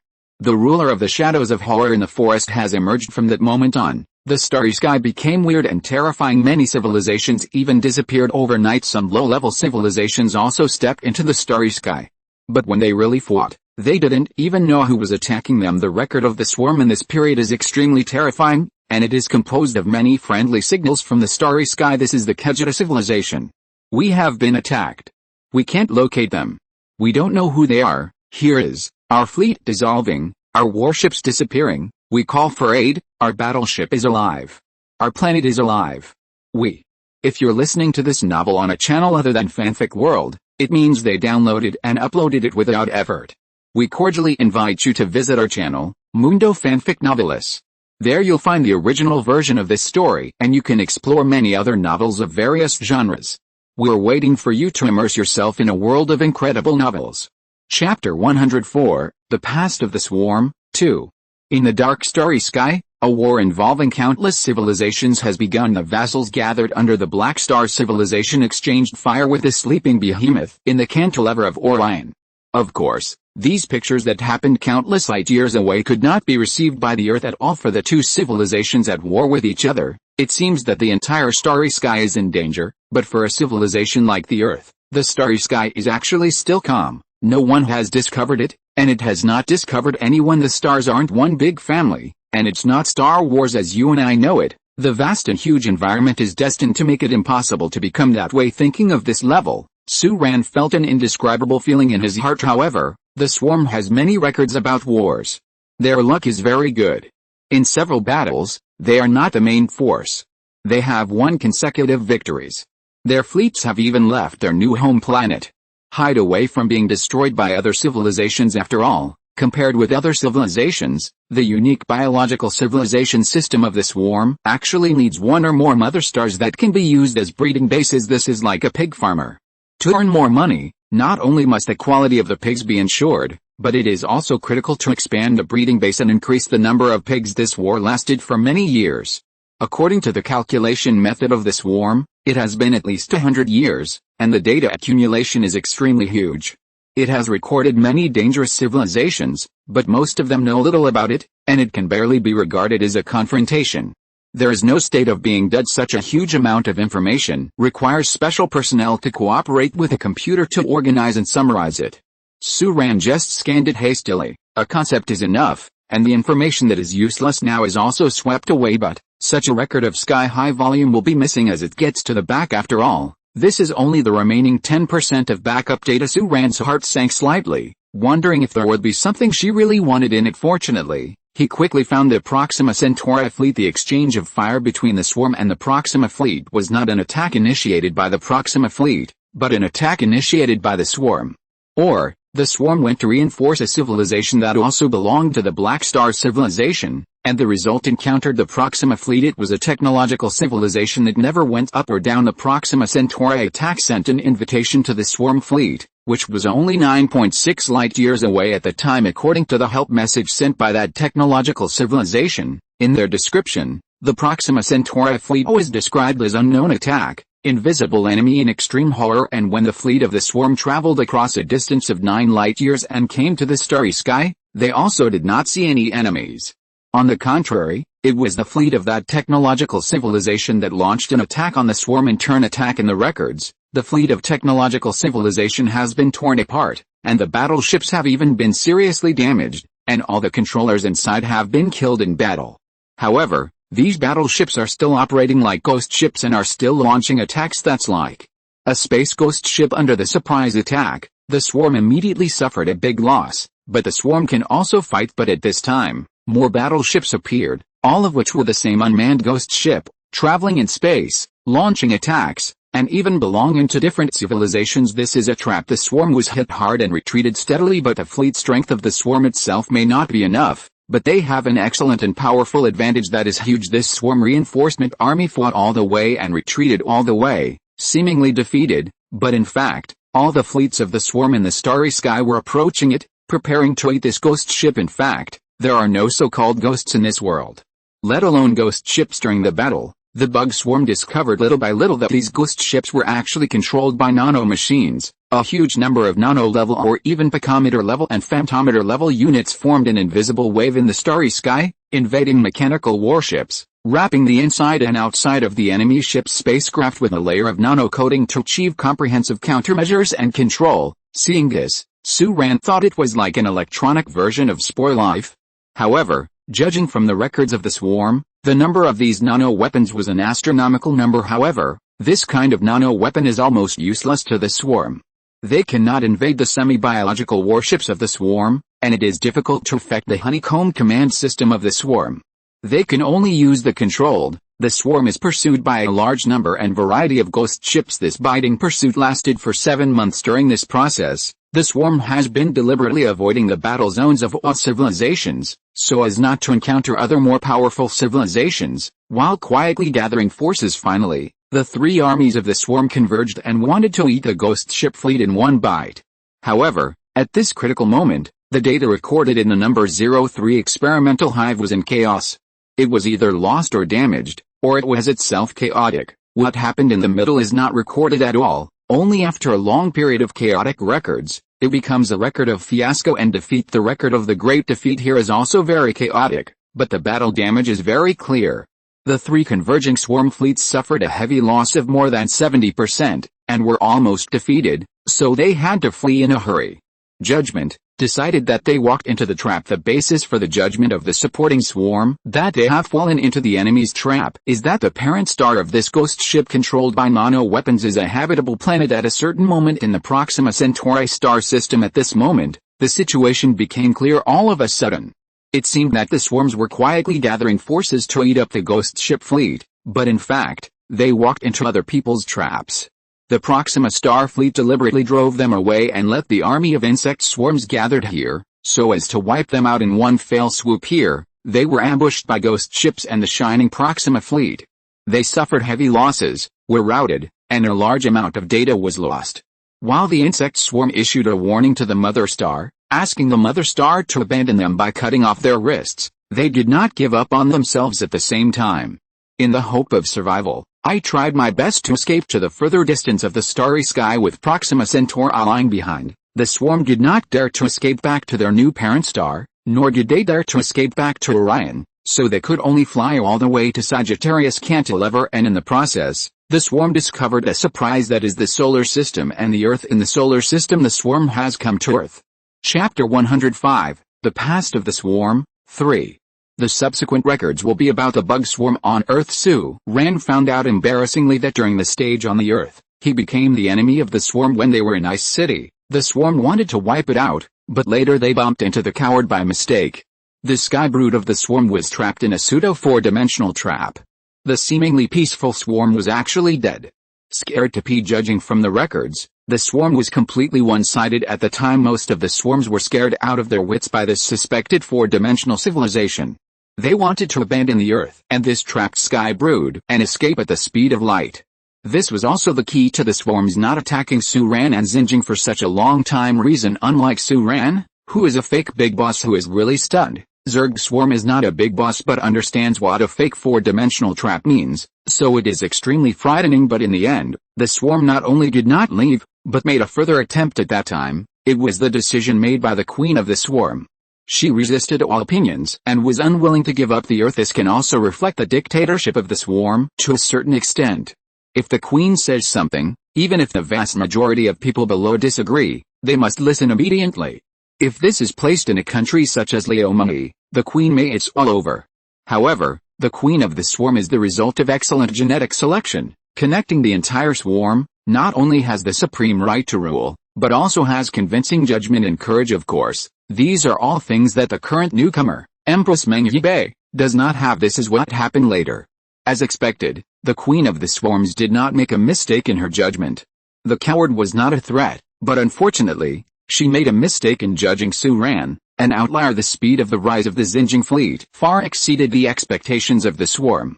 During the months when the peace treaty was signed, the most recorded information in the swarm was related to the policy against the Xinjing fleet and the information on obtaining information about the Xinjing fleet, and to Su-Ran's great surprise, the swarm had more information than Su-Ran imagined. The important parameters of the Enlightenment, the destroyer, and even the Wind Falcon attack aircraft, etc., are almost all mastered by the swarm, and the swarm even deduced that the Xinjing fleet has some kind of space technology and efficient material transformation technology.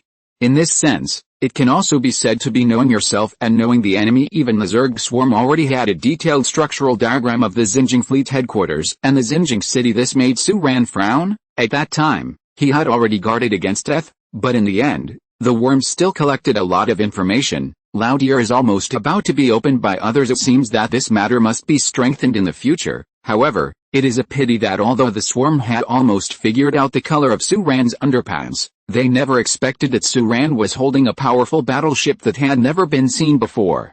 However, the Yunchang and frigates had been hiding outside of the new capital area before, and the interval between the launch and the first expedition was not long, so no clues were caught by the swarm. So, when the Yunchang appeared and the frigate brought 2 bombers to intercept the swarm gate-level insect nest, according to the swarm records, the swarm was also bombed at that time. The Queen even executed a large number of related war bugs on the spot, thinking that their intelligence collection was wrong, but in fact, the Yunchang hadn't been built at that time, so how could there be any information to collect? And the clear record of the swarm ended here, and after that, there was chaos or nothing at all. After a quick look, when Su Ran came back to his senses, it was almost dawn. He saw the night end dawn at dusk the day before. Su Ran couldn't help but shook her head.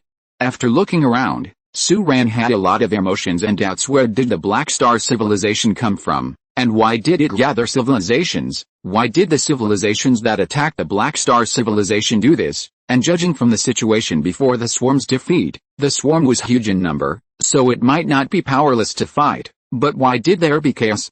How did they suddenly lose the battle? Also, the swarm fought all the way, was chased and killed all the way, and finally figured out that the ghost ships were the minions of the Proxima fleet. But in fact, those ghost ships were just consumables, and the swarm fought all the way.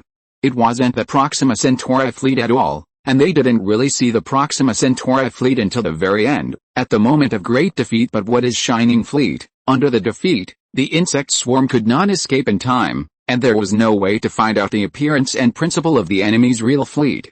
The record was limited to vague Shining Fleet. From this point of view, the defeat of the swarm seems to be extremely aggrieved and inexplicable. Without even touching the shadow of the real Proxima main fleet, they were defeated tragically. This kind of thought was Su Ran's first thought, but soon he realized that there was something wrong with his thinking. The defeat of the swarm was not aggrieved or inexplicable. It was just like playing games in the past. A low hand fought against a master. Every confrontation looked thrilling, as if anyone could be the winner, but every time the only one who won was that experts. Low players can't understand, so they just think that the masters are lucky, and their losses are inexplicable and aggrieved. It's the same here. The Proxima fleet fires with ghost ships and bugs because they want to keep their own fleet. Using ghost ships as cannon fodder will neither reveal the true information of their fleet nor cause real losses. The loss is just a batch nano weapons, and because of this, it's not that the same precise bug swarm failed to record the true appearance of the main fleet of the Proxima Star fleet, but that the Proxima Centauri fleet did not record the bug swarm at all. So, wasn't the swarm not precise and cautious enough in this engagement? No. The swarm was defeated by poor information and poor technology. The Proxima Star fleet hid itself imperceptibly until the most critical moment before making a thunderous move, just like a beast in the forest pouncing on its food. The more Su Ran thought about it, the more creepy she felt. He knew that Star Wars must look different from things like Star Wars, but according to the records of the battle between the swarm and Proxima, in this war, the main fleet of the Proxima fleet defeated the swarm without even showing its shadow. The main force of the Proxima fleet did not lose much. At most they only revealed the location of their parent star, and according to the records of the swarm only knew where the Proxima fleet's home star was, but they did not accurately locate it. The main force of the bug swarm was eaten up, but the main fleet had almost no loss, not even much information. Like a traitor, always hiding behind the curtain, the enemy will naturally lose, and it will be a disastrous defeat. Chapter 106. Responding positively.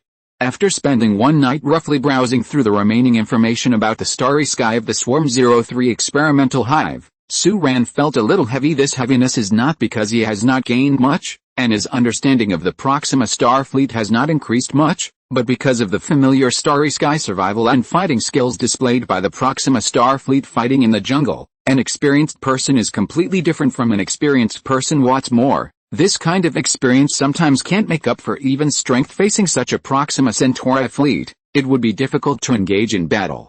And it would be difficult even to make peace. The two civilizations shook hands with each other to make peace, which is obviously not something that can be agreed on with a piece of paper. Su Ran shook his head and stood up slowly. At this time, he had already filed all the data. Next, the commissioner and the fleet will use the computer to store them in categories and become the wealth of the Xinjiang fleet. After Su Ran left a bridge of Yuncheng, she came out and saw a young girl who had been waiting outside for a long time. That was Meng Yibai. She was half leaning against the door, and from a long distance, the soldiers of the battleship escort looked at her with some vigilance. Su Ran smiled. Have a drink. Meng Yibai was slightly taken aback, but still nodded. There is no bar in the fleet. What Su Ran said about drinking a cup of coffee was in the tea room in the living area of the Yuncheng. Meng Yibai said, I want to know what you got. It is normal for Meng Yibai to be curious about this.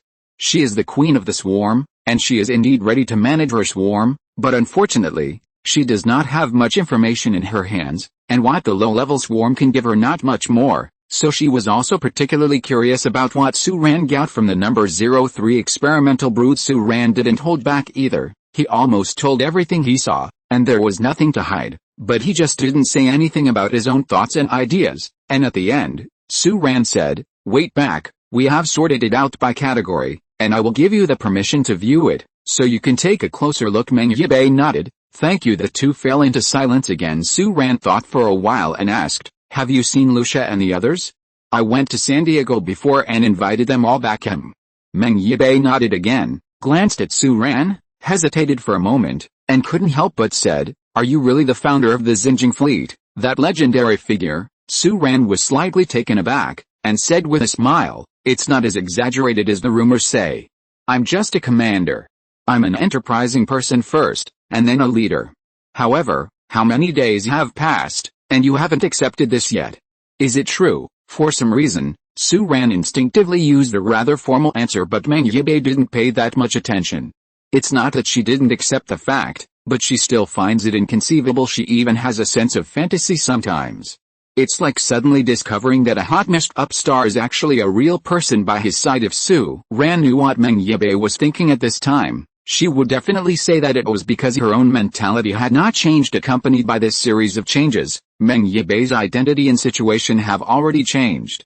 She is no longer the little awakened person who was captured and fled by the swarm. Because of this, the people around her will naturally follow her change. Of course, whether this is a good thing or a bad thing for Meng Yibai himself, only time will be able to tell. After thinking about it, Meng Yibai said, I think it's a bit unreal, but I have one more thing I want to ask you. When I was in Xinjiang, I stepped off the operating table because of the swarm of insects. Why did you so let me go at ease? Speaking of this, she paused for a moment, and said again, you are not afraid that I was already, I mean my consciousness is gone. Is that the queen of the swarm dominating this body? Once she returns, everything will be gone. Destroy your fleet. This sentence made Su Ran slightly startled again. To be honest, these two questions of Meng Yibai greatly exceeded Su Ran's expectations. He thought that this girl who had been promoted to be the queen of the swarm would at least ask something related to the swarm and the future. It's all about asking. However, Meng Yibai doesn't seem to be in that unhappy state today. Sure enough, at this time, the only thing that heals everything is time. A erroneous conclusion that he took for granted flashed across Su Ran's mind. After thinking about it, he smiled and replied, because you glanced at me at that time. What? Meng Yibai was a little surprised, and immediately frowned. What's the answer? Of course it's a positive answer. Positive answer. Meng Yibai looked at Su Ran in front of him with a rather puzzled expression on his face, not knowing what kind of answer this was. Su Ran smiled, took the coffee in his hand and passed the girl directly, and disappeared around the corner of the restroom of the battleship. When Su Ran was far away, Meng Yibai came back to his senses and muttered, what is this? Why did I just take a look at you and make a decision based on this? This guy is really run the train full of nonsense. Su Ran was returning to her room with the relocation of the fleet. Most of the training and infrastructure were temporarily moved into the battleships, and most of the fleet members are currently living in the battleships. Fortunately, the current fleet has a large number of warships, which are completely affordable, and the answer he gave Meng Yibai was not an answer made up by running around the train. That was his answer. One glance is enough. From that day's glance, he decided that the girl with dull silver-gray skin was still the Meng Yibai he knew, the guy who would lead unconscious strangers around calling for help. If there are books, it will be long, and if there are no books, it will be short. On the second day, Su Ran chose to release part of the information to a limited extent among the fleet's top management and held consecutive meetings to discuss possible countermeasures. Of course, in terms of countermeasures, the fleet is almost useless. Because the Proxima Star fleet has never really shown up from the beginning to the end, only the Ghost Ship fleet fought with the swarm. However, according to the analysis, although the swarms are played around by others, they have also consumed a large amount of the Ghost Ship combat power of the Proxima fleet. At this moment, in December of Earth time, there are only less than 4 years in between. Such a time, under the scale of the starry sky, may even be the time of a voyage. From this calculation, the Proxima Centauri fleet has fought other civilizations and successfully replenished the possibility of the Ghost Ship fleet is very low, and this also means that the Earth is likely to face the main fleet of the Proxima Centauri fleet with few puppets. Chapter 107 Analysis. In the joint high-level military meeting of the Xinjiang fleet, Su Ran raised this possibility, and the entire conference room fell into silence for a while. After a while, it was still Qiao Xiangjun who said, "This is a good thing, and it's also a bad thing. If the main fleet of the Proxima Star fleet is really as powerful as the fuzzy records of the bug swarm show, then if we lose, then our own chance to maneuver less, this is a bad aspect. On the other hand, from this battle, although the strength of the Proxima Star fleet was shown, we can also see certain characteristics of the Proxima Centauri fleet. They try their best to hide themselves and do not want to get battle damage. Under such circumstances, as long as our fleet does not have an absolute gap with them, and we are not of the swarm, the Proxima fleet is likely to be based on the above 2 points. Choose to negotiate peace with us to preserve your own strength." Su Ran nodded slightly when she heard the words. Qiao Xiangjun's analysis was very thorough at this time. Tong Maiokyu said, "But there is a problem here. We are too close to the home star of the Proxima Centauri fleet." Qiao Xiangjun frowned, and instantly understood what his colleagues meant. "You mean, they might keep fighting with us because of their sense of crisis?" Tong Maiokyu nodded solemnly, but at this time, Su Rushan said, "That's not the case. If there is no absolute gap between the Proxima Centauri fleet and ours, and they want to destroy the civilization of our huge planet, aren't they afraid that they will also be half disabled? If it were me, I wouldn't be afraid." It was Su Yaoyang who spoke at this time. The woman who was stronger than a man said in a deep voice, "To be honest, if it weren't for the famous words of the commander, our fleet could grow rapidly in a short period of time. Peace has a great advantage for us, and I will strongly advocate the Proxima Centauri fleet. Judging from their battles with the swarm, no matter what this civilization is, it is definitely not good. Now, they are only 4 miles away from us. Light years. If it was before joining the fleet, 4 light years is still an extremely long distance in the starry sky in my concept, but I think all the captains and ground commanders here have tried the interstellar jump training. For the fleet entering the starry sky, 4 light years at the scale of the starry sky is really too close. And the Proxima Centauri fleet still knows the position of our Earth, we don't know theirs. Under such circumstances, if there is no prerequisite for fleet development conditions, I will definitely choose to smash them, and this dangerous neighbor must be wiped out to prevent future troubles forever. Of course, if we really die, we are actually facing greater risks. The process of finding the home planet of the Proxima Star fleet is extremely dangerous for us. This is the reason why I agree with the negotiation." Lin Yuanduang murmured when he heard the words, "But for the Proxima Centauri fleet, they knew where we were from the very beginning, so this risk no longer exists." In the conference room, many captains at all levels and persons in charge of the ground expressed their opinions one after another. Su Ran didn't open his mouth all the time. His own knowledge, thinking, and thoughts are all limited. It is also his purpose to listen to everyone's thoughts and analysis. Seeing that it was almost done, Su Ran knocked on the table and said, "Okay. That's it for today, and the final public vote is routine. If you think there will be a war, please vote.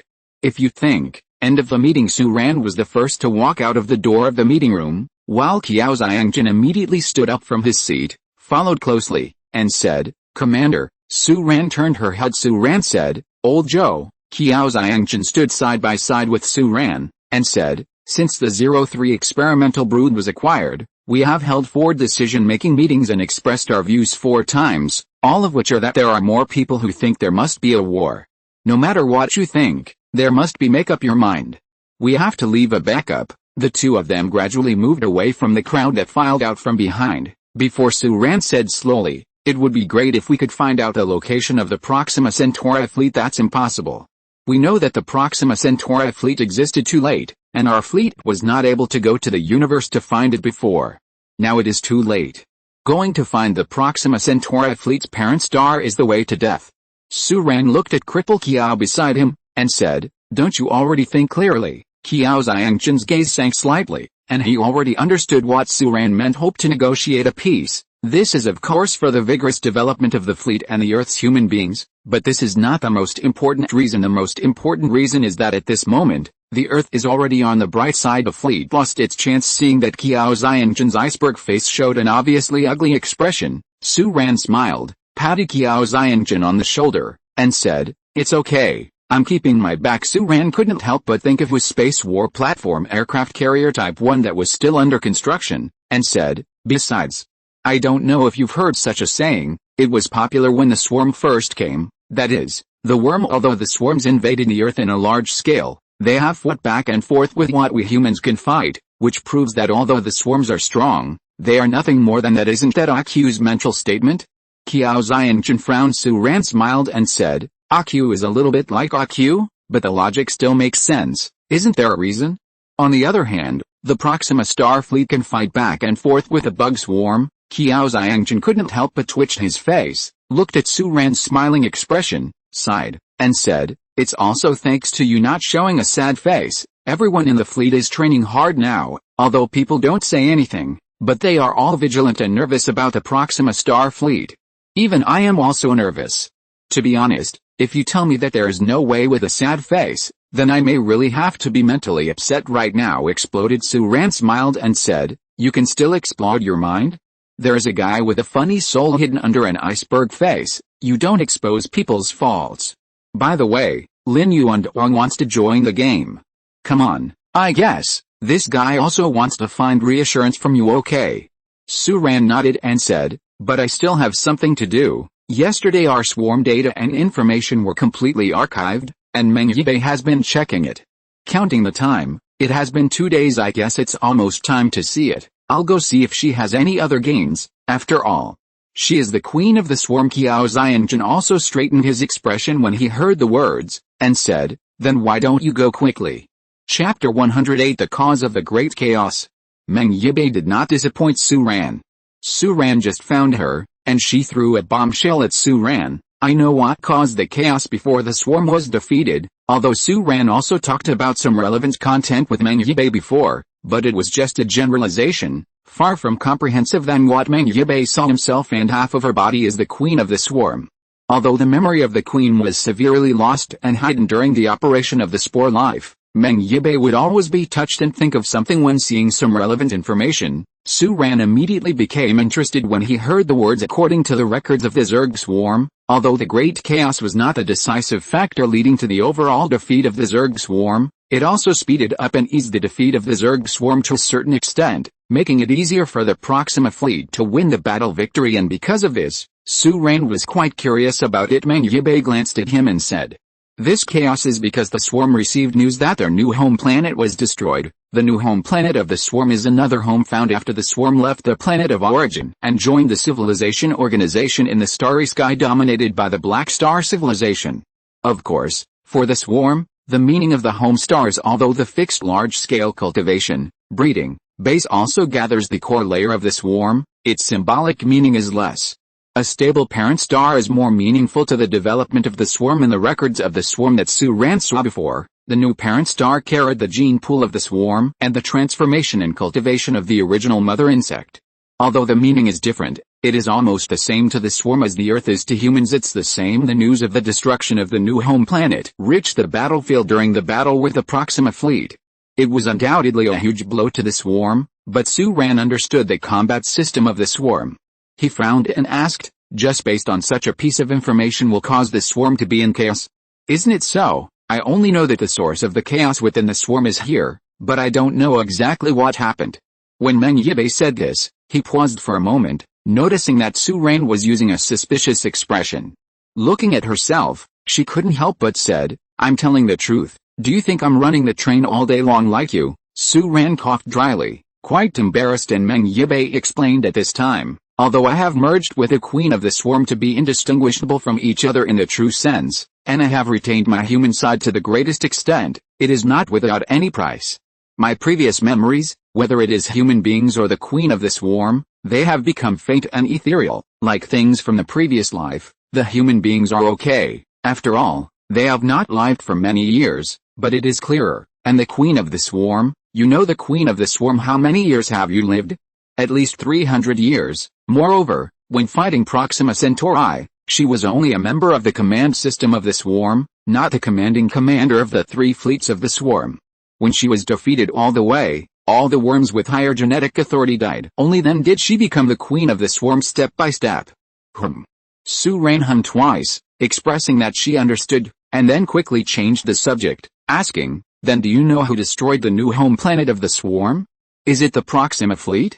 According to my check, although the new parent star recorded by the swarm has not been marked in the human star map, it is at least hundreds of light years away from us. Meng Yibei also frowned, and said, I don't know. The new home planet of the swarm was destroyed a long time ago, and it has been many years since the signal was transmitted to the swarm fleet, and the swarm has been running away from their parent star. Their signal is always catching up. I don't know. Meng Yibei seemed to have made himself dizzy, and finally stopped analyzing it all, and fell back to the crisp I don't know. Su Ran could only nod her head, feeling worried with the passage of time. The fleet is becoming stronger little by little, and the Earth's defense system around the planet is about to be completed.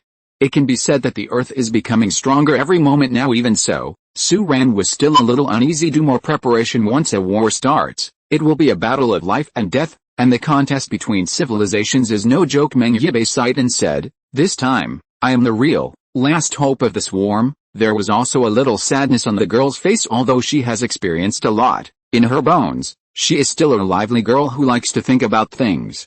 Now she is not only the hope of the swarm, but also has to follow Su Ran to worry about the problem of the Proxima Star fleet. This really makes her a little bit tremendous stress. Seeing this, Su Ran gave a few words of comfort. At the same moment, in the Yancheng, Lin Yuanduang's room, it is currently not in wartime, and in addition to the recent days of meetings, all captains need to be present. Therefore, almost half of the high-level executives in the fleet live on the same Yancheng ship. Of course, people like Tong Mayaokyu are more concerned, and the person in charge will often go back to his battleship to take a look when he has the time. And people like Lin Yuandong, Li Yan, how is your home? I haven't been back for 2 days, are you okay? In the slightly cramped dormitory, Lin Yuandong set up an electric hot pot while asking Li Yan, his subordinate on the other side. Li Yan was also helping at this time, and said, don't worry, boss, the brothers are all fine. You are well here, but boss, you said you invited your excellency commander, can he come? As far as I know, a few days ago, the head of state invited Su Ran to be rejected, and the commander is busy now, but his ass is on fire. What do you mean he will come? What kind of interrogative sentence is this? Did you read the text message that old Kiao sent me just now? Su Ran said it. Lin Yuanduang said, what is the head of the old man? It's my brother, and, to be honest, the matter of the Proxima Star fleet is discussed in meetings every day, and experts analyze it. I'm in a panic here, and I've been thinking about it. I have to let that boy Su Ran come and calm me down. I believe you said we are brothers, but when it comes to meeting every day. Li Yan chuckled and said, I think boss, you don't know what to say when you are analyzing, and you want to find out the tone of your excellency commander. Lin Yuanduang was furious when he heard the words. He kicked his own foot, and said, go and see if your excellency commander is here. Li Yan smiled and said, your excellency, commander, came to drink today, and I will blow it around tomorrow. Chapter 109 Party. Li Yan believed what his boss said about his brothers. Although there were not many of them who followed Lin Yuandong, they all knew that Lin Yuandong was the first to know Su Ran. To this day, they have been never leaving to the death, and everyone knows the relationship. They are the only battle group in the entire fleet that is special. Others are managed in a paramilitary manner. Only here is Lin Yuandong. Self-governance can be seen from this alone. However, in recent days, Your Excellency the Commander has a lot of things to do every day, which is clear to everyone. If it is said that Your Excellency the Commander will really come to drink with his boss at this time, Li Yan really does not believe it. However, when Li Yan came out humming, he stood outside for a while, and saw Adjutant Li Yilan and Captain Kiao Xiangjin walking side by side, and His Excellency the Commander was behind them. Seeing this scene, Li Yan's jaw almost dropped in shock, and he even forgot to speak for a while until Qiao Xiangjun asked with a smile, "Hot pot? I've smelled it from a long way away. It doesn't matter if you open the small stove door.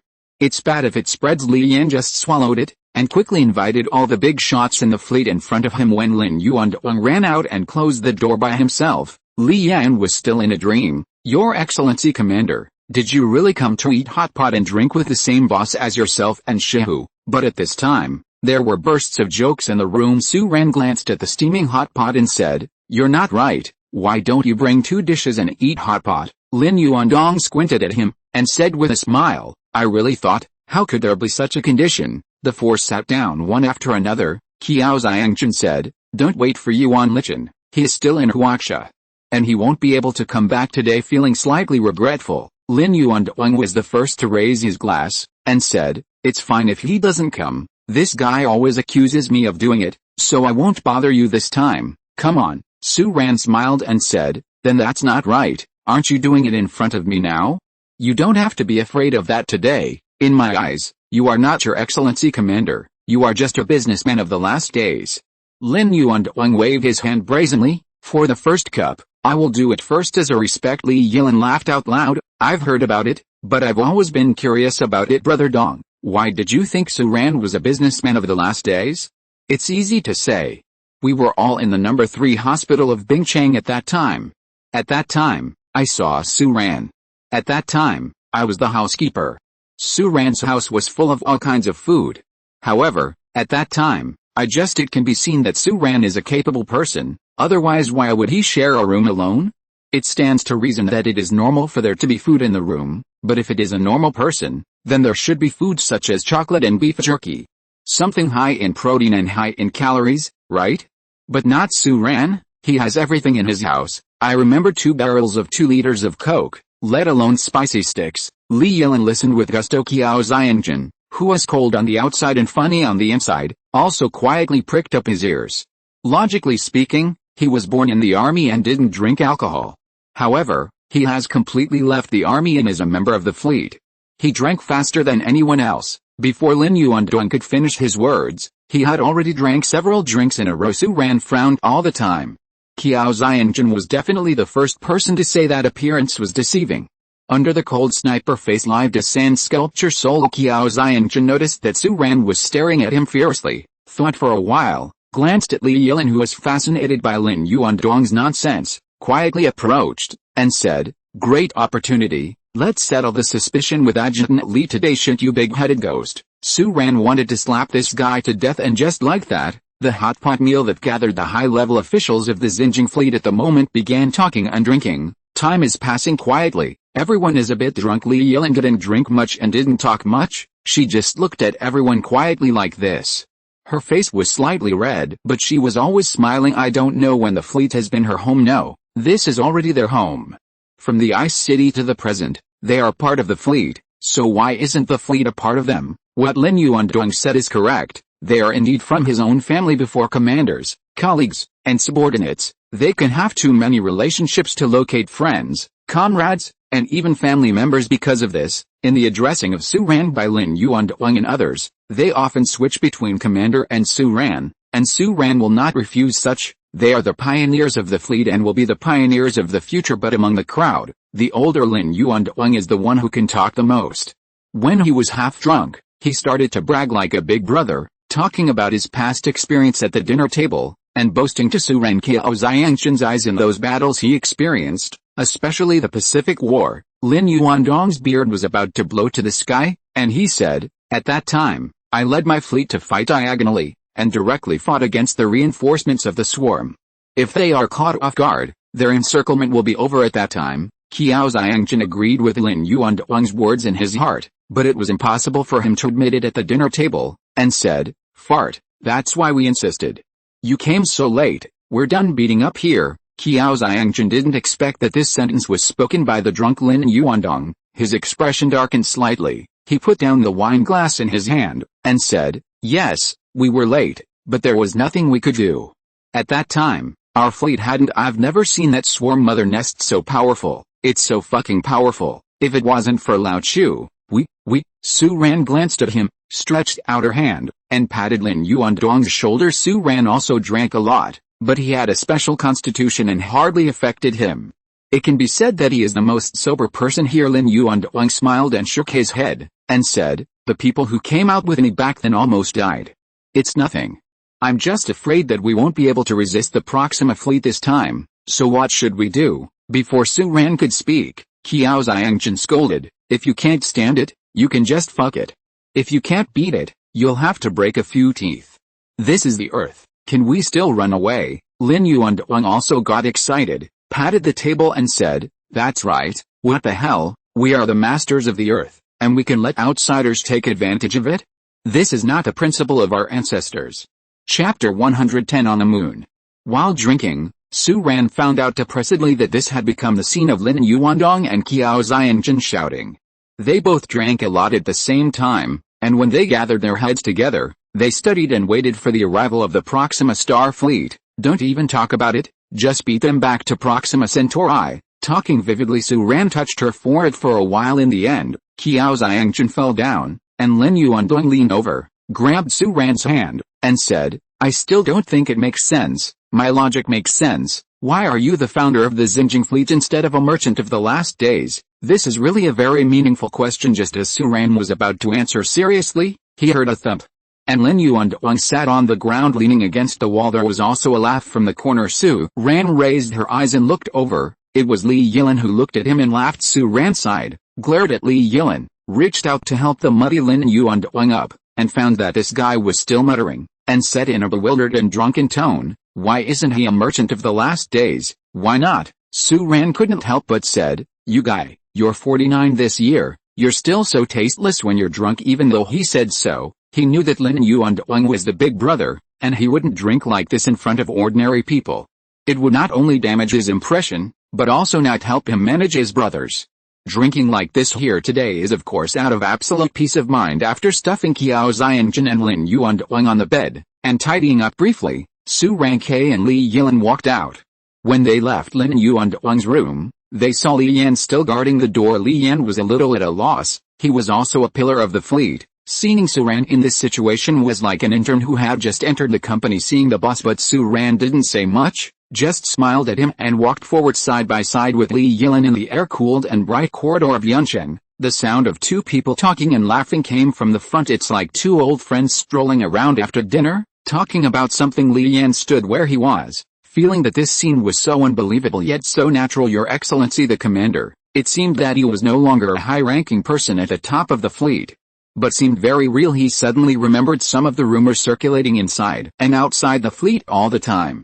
Those rumors all pointed to a possibility, that is, the founder of the Xinjiang fleet, the creator of the new era, and the commander of the Xinjiang fleet are not human beings. And for a long time, be it Lin Yuandong or Qiao Xiangjun, the senior management of these fleets seldom discussed this issue, and it seemed that they seldom had doubts about the real identity of the commander. Today, the answer seems to be clear. How could such a person be a non-human extraterrestrial creature? Li Yan was stunned for a while, and then the somewhat confused look on his face gradually changed into an excited smile because it was so cool. Today, in this season, Your Excellency, Commander, is invited by your boss to drink and eat hot pot.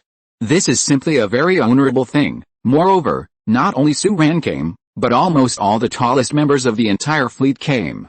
Today's gathering can be called a gathering of fleet veterans. Although Li Yan was not able to attend the table in person, as the janitor, he also felt that he was radiant, and his boss was also one of the elders, which made him float inexplicably when he walked. He didn't have many pursuits, so he followed Lin Yuandong, and being able to get into this position next to Lin Yuandong proves that he is also a person who shares the same stink with Lin Yuandong. In his eyes, reason and human feelings are the most important, and above all, it is the old buddies of the Northeast Shibuya Club everyone likes to pay attention to face, and then, those interests and powers. Therefore, today, although Li Yan did not benefit from it at all, his excitement and joy were real. When Su Ran and the others left, Li Yan was unambiguous. He entered the house like a small follower, packed up his things, and settled his boss and Captain Qiao properly. He wanted to go back and brag about it, but seeing the two drinking like this, Li Yan stayed and watched all night. When Lin Yuandong woke up the next day cursing, He left, and the next thing, this guy started bragging about what happened tonight. Of course, Lian knows what the bosses said. Regardless of whether it is important or not, he will not say a word. He just brags about his boss's face, attracting a lot of envy gaze. As for Su Ran, he probably guessed that Lian would brag about it everywhere. In fact, Su Ran, who is close to Lin Yuandong, also understands it. If it is inappropriate, he will suggest it to Lin Yuandong. As for Lian, although Su Ran has not really spoken to him, he is also clear about it. This is a capable person, and even a reliable person, but everyone has faults. He cares about face, and boasting is his shortcoming. But this time, Su Ran didn't intend to stop her. On the contrary, he asked Yuan Lichen to secretly fuel the flames, so that the news would spread more positively, so as to relieve the tense atmosphere that had gathered in the fleet in recent days. And in the fleet, all arrangements are in full swing. The more than 200,000 Dongying people who ride on Kyushu Island have been mobilized recently and participated in the construction of the future city of the Xinjiang fleet on Kyushu Island. As a result, all the manpower of the fleet is drawn out to continue training and organize a certain degree of military drills in space. This can be said to be the first real sky military exercise in human history. However, Su Ran didn't personally supervise the battle. He took this opportunity to go to the moon as early as in the Battle of the Pacific. Su Ran thought about exploring what was on the back of the moon on the way back after chasing and destroying the flying saucer spacecraft in space. Without that opportunity, I only took a few photos, but later, with the crash of the Yuncheng, those photos were lost. After a series of events, Su Ran formed a global united front to expand the fleet and stabilize the situation. Just couldn't spare the time until this time. Through space military exercises, Su Ran landed on this satellite that has been orbiting the Earth for an unknown number of years. If you're listening to this novel on a channel other than Fanfic World, it means they downloaded and uploaded it without effort. We cordially invite you to visit our channel, Mundo Fanfic Novelis. There you'll find the original version of this story, and you can explore many other novels of various genres. We're waiting for you to immerse yourself in a world of incredible novels. Chapter 111 Ancient Battlefield. The history of human beings visiting the universe and exploring space has actually been very long. As early as 1961, Russian cosmonaut Yuri Gagarin was the first person to come to the universe, not to mention the Apollo that landed on the moon. It was the first time in human history that an alien planet exploration, even if it's just a satellite of the Earth, but that also means that humans have really touched the moon. However, for many years, human beings have not been able to make much progress in the exploration of the universe. The vastness of the universe and the limitations of technology make the universe still unknown to humans. Even for the current Su Ran, he has learned a lot about other civilizations from the swarm and spore life, but when he stepped into the starry sky and even landed on the moon with the Yuncheng, he still had a feeling of a racing heart that is the natural palpitation of human beings engraved in the bones of the unknown. The universe is too big, while living things are too small. No matter how powerful a civilization is, it cannot guarantee that it can understand every mystery and solve every threat in the universe.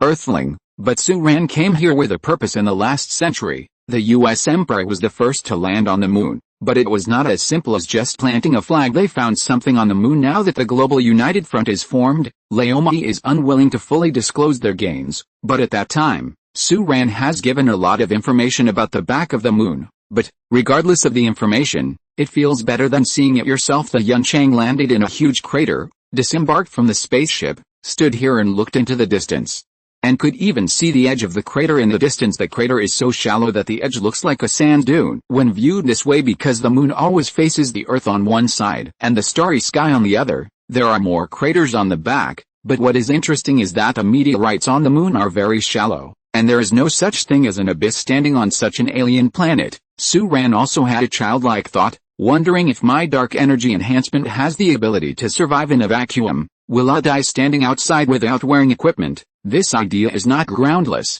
Before World War I in the Pacific, he and Meng Yibei were washed up on the beach in San Diego. This may sound like nothing, but in fact, the battlefield at that time was more than 10 nautical miles away from the island of Hawaii, let alone the coastline of San Diego. Having said that, under such circumstances, if a normal person was washed up on the beach in the sea, it would be impossible for him to wake up, and he would have drowned in the sea long ago. But Meng Yibei and Su Ran seem to be still alive. Needless to say, Meng Yibei, although she looks like a human, she is essentially out of the category of human beings. She is an excellent creature created by the swarm, But Su-ran is different. Even though he is the commander of the fleet, he is still an ordinary person in front of nature. After thinking about it, Su-ran found that the only thing that can make him different from an ordinary person may be his own dark energy traits. But how in the world is this possible? Su-ran has not been able to find the answer to this question. But just handed over this question to Chen Ling and his research team to study. These thoughts flashed through Su-ran's mind, and he quickly looked away, because at this time, their exploration team set off in order to ensure absolute safety. It is of course impossible for Su-ran to go down to measure the moon by himself. That would be too nonsense, so he sent a drone. Although the moon is much smaller than the Earth, its surface area is 38 million square meters, and the area on the back is at least half of its total area. If you are young, it is unrealistic to search the entire moon in a short period of time unless the threat of the Proxima star fleet does not exist at all. Su-ran obviously would not be so idle. Therefore, their goal today is only the suspected ancient battlefield area on the moon that the United States has harvested before. For safety's sake, the cautious Su-ran even chose a relatively far place for the landing point of the Yunchang. In this way, safety is safe, but right now drones have to fly for a while longer. Su-ran raised his head and looked up at the sky. From his position, he looked into the sky. At the far end of the moon sky, there were dots of stars and rivers, and occasionally there were flashes of light. That is, the actual combat drills of the fleet are in full swing. However, Su-ran was slightly disappointed by the pictures brought back by the drone. The back of the moon is full of devastation, and the ancient battlefield where the US Emperor found the wreckage of the alien spacecraft is almost invisible, and can only be vaguely restored from the traces. But if you want to restore it completely, you need to record the data in detail, and spend time to review it after returning to the fleet. But judging from the current picture and analysis, it can be seen that that piece of land, involving 3 craters, seems to have erupted in an area of nearly 30,000 kilometers. On the ground, there are occasionally huge deep ravines, deep bottomless, as if someone cut a knife on the face of the moon with a scalpel. Some clues can also be glimpsed in other places, but there are no other discoveries, and there are no other warships or wrecks here. Even if there are, they have long been buried by history, according to the scene brought back by Lau Mei. According to the analysis of soil samples, these traces here were formed at least tens of thousands of years ago. At this moment, Li Yilin, Su-ran's adjutant, asked, "Your Excellency, Commander, are we going to bombard the surface?" This was the original plan, but Su-ran looked at the sky, and then at the boundless and tragic surface of the moon in the picture, and suddenly remembered that he ran into that small village when he just came out of the ice city. What happened at that time? Su-ran can't remember now, and he has no way to find the spore life to confirm, but what he can be sure of is that in the last life, he didn't crash into that small village, and the spore life didn't appear at all over the earth. Although Su-ran had a vague feeling that the fact that he coincided with a village where cowards were hiding might have something to do with the system. But at that time, Su-ran walked in by himself, and that experience also taught him a painful lesson. This is not an elementary school classroom. Ignorance and aggressiveness may harm others and oneself. Even death does not know how to die. Therefore, after a slight silence, Su-ran still chose to be cautious, saying, "Bring back the samples first, model and analyze, and confirm the situation. We will cancel our previous digging exploration policy, and the drones will scatter around. Look. See if there is anything else." Chapter 112 Deployment. After Su-ran gave the order, the original Earth digging offensive came to an end. After recording the data on the scene in detail, the drone group dispersed and moved forward in several directions to explore the situation on the surface of the moon. Most of the drones have little to gain. After all, if the soil sample analysis results of the US Emperor are correct, this battlefield was 10,000 years ago. Most of the useful information has already been covered up, and only the deepest traces can still remain in the conspicuous place. It is also because of this that the fleet will have the idea of turning the soil before reaching the moon. But this is not mining after all. Su-ran vigilantly stopped his excessive curiosity and desire to explore. He will find out what is going on the moon, but it must be done in the safest and most secure way. However, at this moment, a drone made a discovery. It was at the center of a crater located 17,000 kilometers away from the first searched location, and there was a bottomless hole. The diameter of that hole is only about 10 meters, and it was not obvious when observing it from the sky. The exploration equipment sent by various countries on the Earth had not found it before, but today, the drone flew at low altitude and searched around it, but found its existence. Of course, craters are very common on the uneven surface of the moon. The large craters themselves are giant craters, and there are a large number of small impact craters among these giant craters. Small meteorites did it, or they were formed by the impact of fragments that disintegrated before the impact of large meteorites on the moon, but this one is a little different because it is bottomless. The exploration drone is slowly lowering its altitude, and the real-time images are getting clearer and clearer. The cleaning nozzle specially carried by the exploration drone blows out a gust of wind, blowing away the dust on both sides of the hole with a diameter of about 10 meters. It revealed its bottomless panorama looking down from here. It even spreads to the extreme end of the exploration drone's lights, and according to the computer information comparison between the drone and Yuncheng, the gap in this hole is neat, with obvious unnatural traces in the inner wall of the inner layer that it can observe is also in a smooth state, as if it was precisely excavated by someone, and it is not like a natural crater penetrated by a small meteorite from a human point of view. This hole with a diameter of about 10 meters is completely big enough. If a person falls in the middle, he may not even be able to touch the edge, but in the macrocosmic scale, this scale is absolutely not large, or even very small, but it is in line with the possibility of unnatural creation. So, who made the hole? Is the person who left this hole still alive? The answer to the first question is nowhere to be found, but the second does not seem to be difficult to answer looking at this lunar world, which is more desolate than the Gobi Desert. The answer seems to be obvious, of course. Maybe the people who left this hole are still there, but they did not stay on the surface, but have already hidden into the interior of the satellite.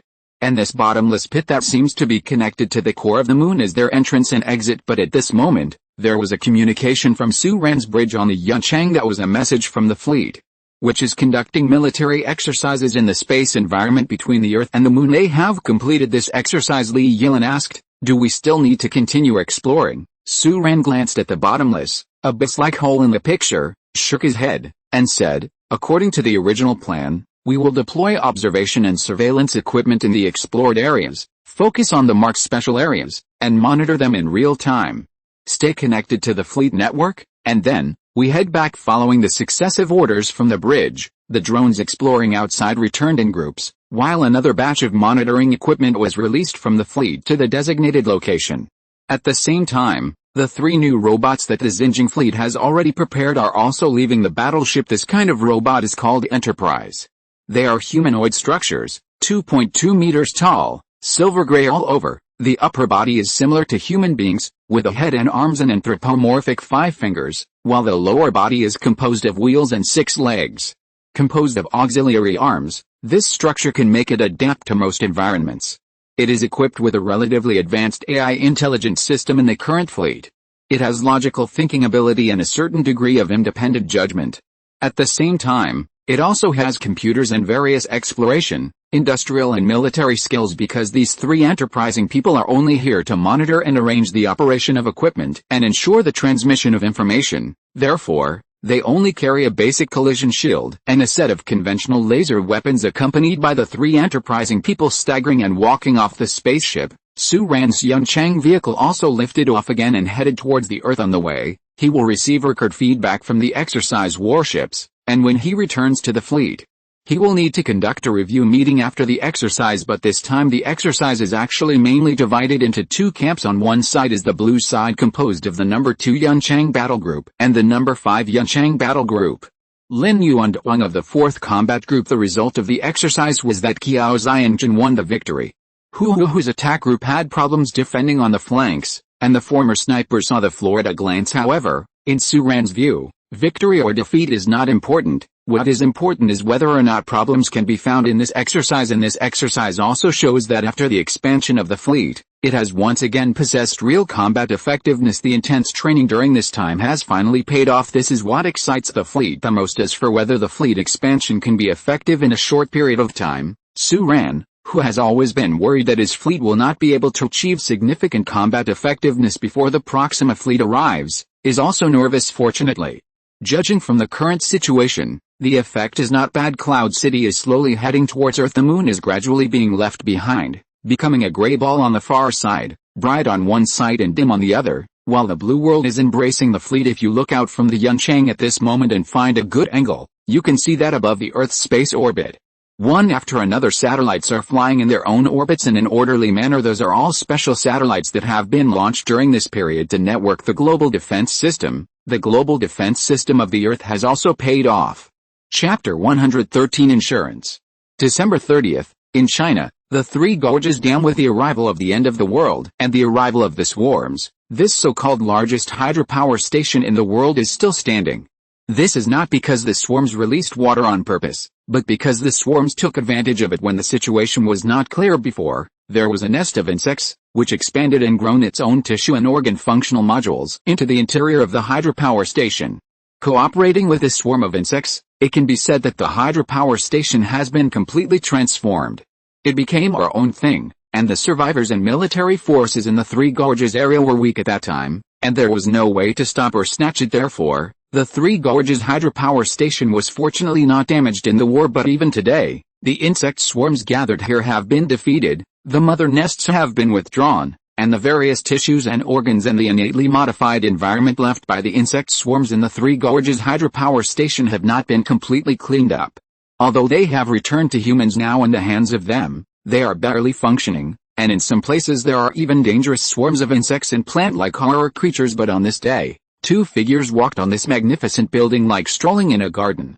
However, behind them, they followed a group of people nervously, for fear that something might happen to them, but don't dare to get too close because those two people are now influential figures in the whole world. When it was at its peak, the daily power generation here could reach 180 million kilowatts. It's a pity that our people haven't cleaned it up yet, and the intricate structure inside it has given the swarm various biological tissues and threatening creatures provide a hiding place, and our engineering team must be protected by the army to move inside. Standing on the right is an elderly middle-aged man with a slightly fatter figure. His eyes are blinded by the strong wind. This person is none other than Li Jianbang, the leader of China today. However, the insect swarms do not only bring harm, although most of the biotechnological transformation, it is a measure that is beneficial to their own control of the Three Gorges hydropower station, but some of them have optimized and improved the performance of this hydropower station, so this can be regarded as an embarrassing wealth. Right, war brings death, but it also brings new progress. Su Ran said, but if there is a choice, I don't think war will be chosen. Li Jianbang smiled and said, maybe I won't either. In peacetime, we develop the skills and technology of life, but in wartime, we study how to kill more creatures. Technology has advanced, but the purpose of promoting progress it has changed, and I don't think this should be a virtuous path for civilization to progress. Su Ran also nodded in agreement, and at this time, the two of them stood still, standing in the slightly cool wind. Li Jianbang said, you can rest assured that the Three Gorges area is now under the control of the military. I can't guarantee that everyone is a fair and selfless person, but I can guarantee that I put here everyone who holds a position has real ability. The Yuncheng ship you gave us is hidden under the choppy Yangtze River in the Three Gorges reservoir. Except for the staff here, only me and few people know. Su Ran nodded, looked at the water level which was higher than usual, and said, then I'm relieved. Remember, unless I have to, I hope you don't use this spaceship. Li Jianbang asked, I don't understand. Why did you give us a Yuncheng? And you gave it to us, and you want us to hide it?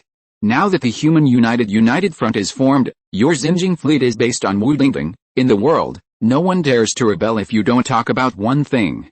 If you want to sell a Yuncheng to Huaxia, I don't think anyone will say anything. Moreover, it may be a bit narrow to think this way, but, why don't you use the Yuncheng yourself? Add bricks and tiles to your fleet. Su Ran looked at the leader beside him. To be honest, although the Xinjiang fleet has been dealing with Huaxia for the longest time, he has not had much contact with this important member of Huaxia. At that time, the number of times he actually met this person was actually only 3 times. Su Ran smiled and said, because I am also from China. Haha, just kidding. I think you have already figured out the answers to these questions? Why bother to ask me for verification? Li Jianbang glanced at Su Ran and said, because I hope you don't think that way. Su Ran smiled and shook her head. I should go. Accompanied by these words, a ray of light fell from the sky, and a frigate in an optically invisible state appeared from the sky, cast a tractor beam, and after picking up the commander who led him away, it quickly disappeared with a thunderous roar at the far end of the sky. Li Jianbang didn't hold back, just raised his head gently, and watched Su Ran leave here like this. He didn't look back until the opponent's warship disappeared into the far end of the sky. His eyes were a little complicated, and he didn't know what he was thinking, and at this time, those followers who followed far behind ran up one after another. There were not only guards, but also some big shots from Kyoto. President Tuaksha, I don't know if it's shielded or not, came up from behind and said, the Three Gorges hydropower station hasn't been cleaned up yet. It's too dangerous for you and that commander to walk here without guards. Li Jianbang smiled slightly, staring at the river in front of him, and joked in a relaxed tone, Your Excellency, the commander is not afraid. What am I afraid of? Besides, he is an awakened person above the 18th level. With him, I will still need a guard. The Prime Minister of Huaxia was speechless, stunned for a moment, then sighed, followed by looking at the turbulent river in front of him, and said with emotion, Your Excellency, commander has always acted unexpectedly. This is really a big deal. A battleship of the Yunchang class was actually handed over to us like this. It's worthy of the Xinjiang fleet. It's worthy of the Xinjiang fleet. Li Jianbang shook his head slightly and said, This is a remarkable person. I may not be able to make such a bold choice happily also. He sent us such a behemoth. It's not a gift, that's the insurance. He stayed with the water of the Yangtze River is still flowing. But Li Jianbang turned his head and walked away with a group of people behind him on the majestic Three Gorges Dam. The figure of human beings looks extremely small. Chapter 114 New Year. January 1st, Chinese New Year's Day. The new year has come. The catastrophes of the last days have rewashed the earth, but some things remain unchanged. Kyushu Island, the future city, has begun to see its scale. This is the result of the unremitting efforts of hundreds of thousands of dog-eating people, and it is also the credit of Su Ran's assistance in black technology creations such as large-scale engineering, 3D printing equipment, and anti-gravity transport vehicles. And in these days, people from all over the world have gathered in this former Eastern country, including engineers from the Russian Federation, American astronomers, Australian zoologists, and England who can play guns, the Doomsday Reporter, and so on. Some professions are even emerging professions after the end of the world. Su Ran has never even heard of them. Talents from all walks of life use their own methods to form teams or cross the sea alone, and come here to contribute to this future city under construction. In the future, they will also become the first batch of residents here. Some people are working hard, and some people are running their own small abacus. Among these people, some are Su Ran's acquaintances. For example, Luda, who was invited by Su Ran last time, came to this city on his own initiative, this time with the departure of the backer and the change of the situation. Luda, who lived as a local snake, fell into a difficult situation, so he made up his mind to come here. He did not come here to join Su Ran, but to invest in the future. However, Luda's partner, Zheng Peng, did not come. According to Luda, the fat man who looks accidental is actually very home-loving. To survive, he is also willing to stay there all the time, and will not move unless it is really a last resort. Of course, for Luda's arrival, Su Ran also gave a lot of warnings to let the other party operate legally in his future city. Otherwise, regardless of friendship, he will be chased away all the way on the day of January 1st. Although the future city has not yet been completed, many temporary buildings have been erected around the construction site around the future city, which looks like a large-scale survivor base. There are people coming and going, but they don't see the bleakness of the last days, but instead reveal the brilliance of welcoming a new world. Yes, the swarms have been expelled to the Pacific region, and the visible threat is gone. For the vast majority of people, this already means safety. As for the Proxima Centauri that the global United Front is wary of, haven't they come yet? The vast majority of ordinary people don't see that far away and don't want to see it that far away, and those few ordinary people who can see far away, because they are ordinary people, just watch. Moreover, today's Kyushu Island's Xinjiang Fleet survivor base is even extraordinarily jubilant. This is at the request of the commander, to celebrate a new year today. In fact, Su Ran hoped to celebrate the Lunar New Year in China, but he considered that he might have contacted the Proxima Centauri fleet at that time, and the situation were unknown, so he chose today. He hoped that everyone in his fleet and gathered on Kyushu Island would have a good new year. People have to live for the future, and work hard for the future, but this does not mean that you have to give up the present for the future.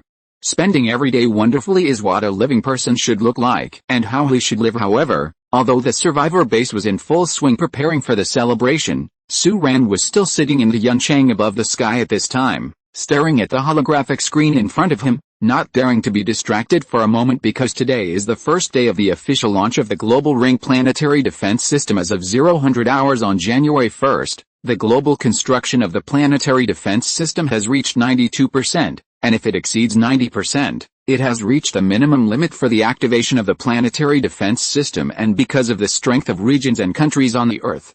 The remaining 8% of the construction is extremely difficult to complete. Therefore, after the discussion and unanimous decision of the high-level meeting of the Global United Front, this defense system will be fully launched today, and because of this, at this moment, not only Su-Ran is looking at the global picture sent back from the holographic screen, but leaders and high-level leaders of various countries and large survivor forces are watching this scene nervously. I am afraid that something will go wrong even if everyone knows that this is almost impossible. A countdown began to appear on the screen. 5, 4, in space, a total of 64 space satellites distributed in space. With the 4 laser attack satellites provided by the Xinjiang fleet as the core, are slowly forming 4 huge arrays, arranged like a grid on the blue planet above on the ground, from Shanghai in China to London in Ireland, from San Diego in America to San Diego, from the holy city of Jerusalem to Pretoria, from Australia, a cannon, radar, and deflector defense arrays located on the ground or sunk into the ground are slowly rotating. The sound of the cannons roars, and electronic pulses are transmitted from several system core control units in distant China and North America at close to the speed of light. Come, activate the program. Let every electromagnetic cannon and proton cannon displayed on the ground start with a roar. Shenzhen. Luo Tong, the CEO who was in charge of maintaining the Shenzhen proton collider cannon, stood up from his seat. As he stood up, the soldiers behind him and on the front line also stood up and saluted. The secondary control units of North America and the Russian Federation were the first to complete the network startup. A total of 107 channels in the Americas, Europe, Australia, and the African continent were instantly connected to the network by cannons, radars, and defense arrays, and the data was uploaded and immediately flowed to China.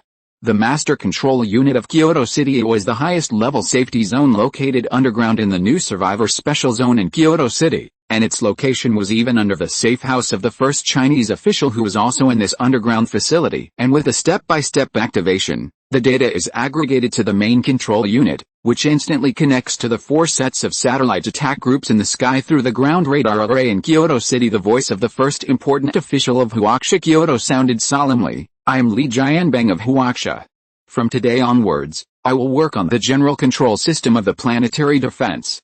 Guarantee, the Master Control Unit will not be destroyed, let alone fall into the hands of any unruly people. So far, 120 sets of large-scale ground defense facilities around the world have been fully activated, and a defense network covering the whole world has taken shape. At this moment the Earth held up a defensive umbrella. Chapter 115 Proxima Centauri Spaceship. Walking out of the bridge of Yuncheng, the most talked about by people around is the completion of the planetary defense system. Lin Yuanduang was still amazed, and said, I really didn't expect that the circumplanetary defense system would be completed so soon.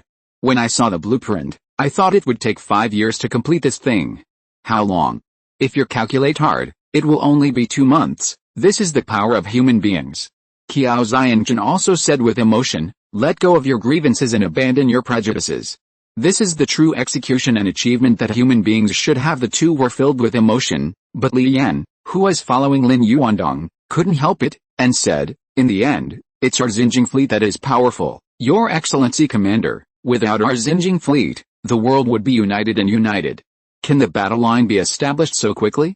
Without us, other countries would not be able to manufacture the key components and equipment, let alone the blueprint of this magnificent ring planet defense system. Before Lin Yuanduang and Qiao Xianjun said anything, Su Rushan, who was following Qiao Xianjun, said in a muffled voice, I said, Your Excellency Commander is not here, so why are you flattering me? Li Yan said, what I said is the truth. Lin Yuanduang couldn't help shaking his head and laughing as for Li Yan's flattery. Su Ran couldn't hear it at that time. He was the first to leave the bridge.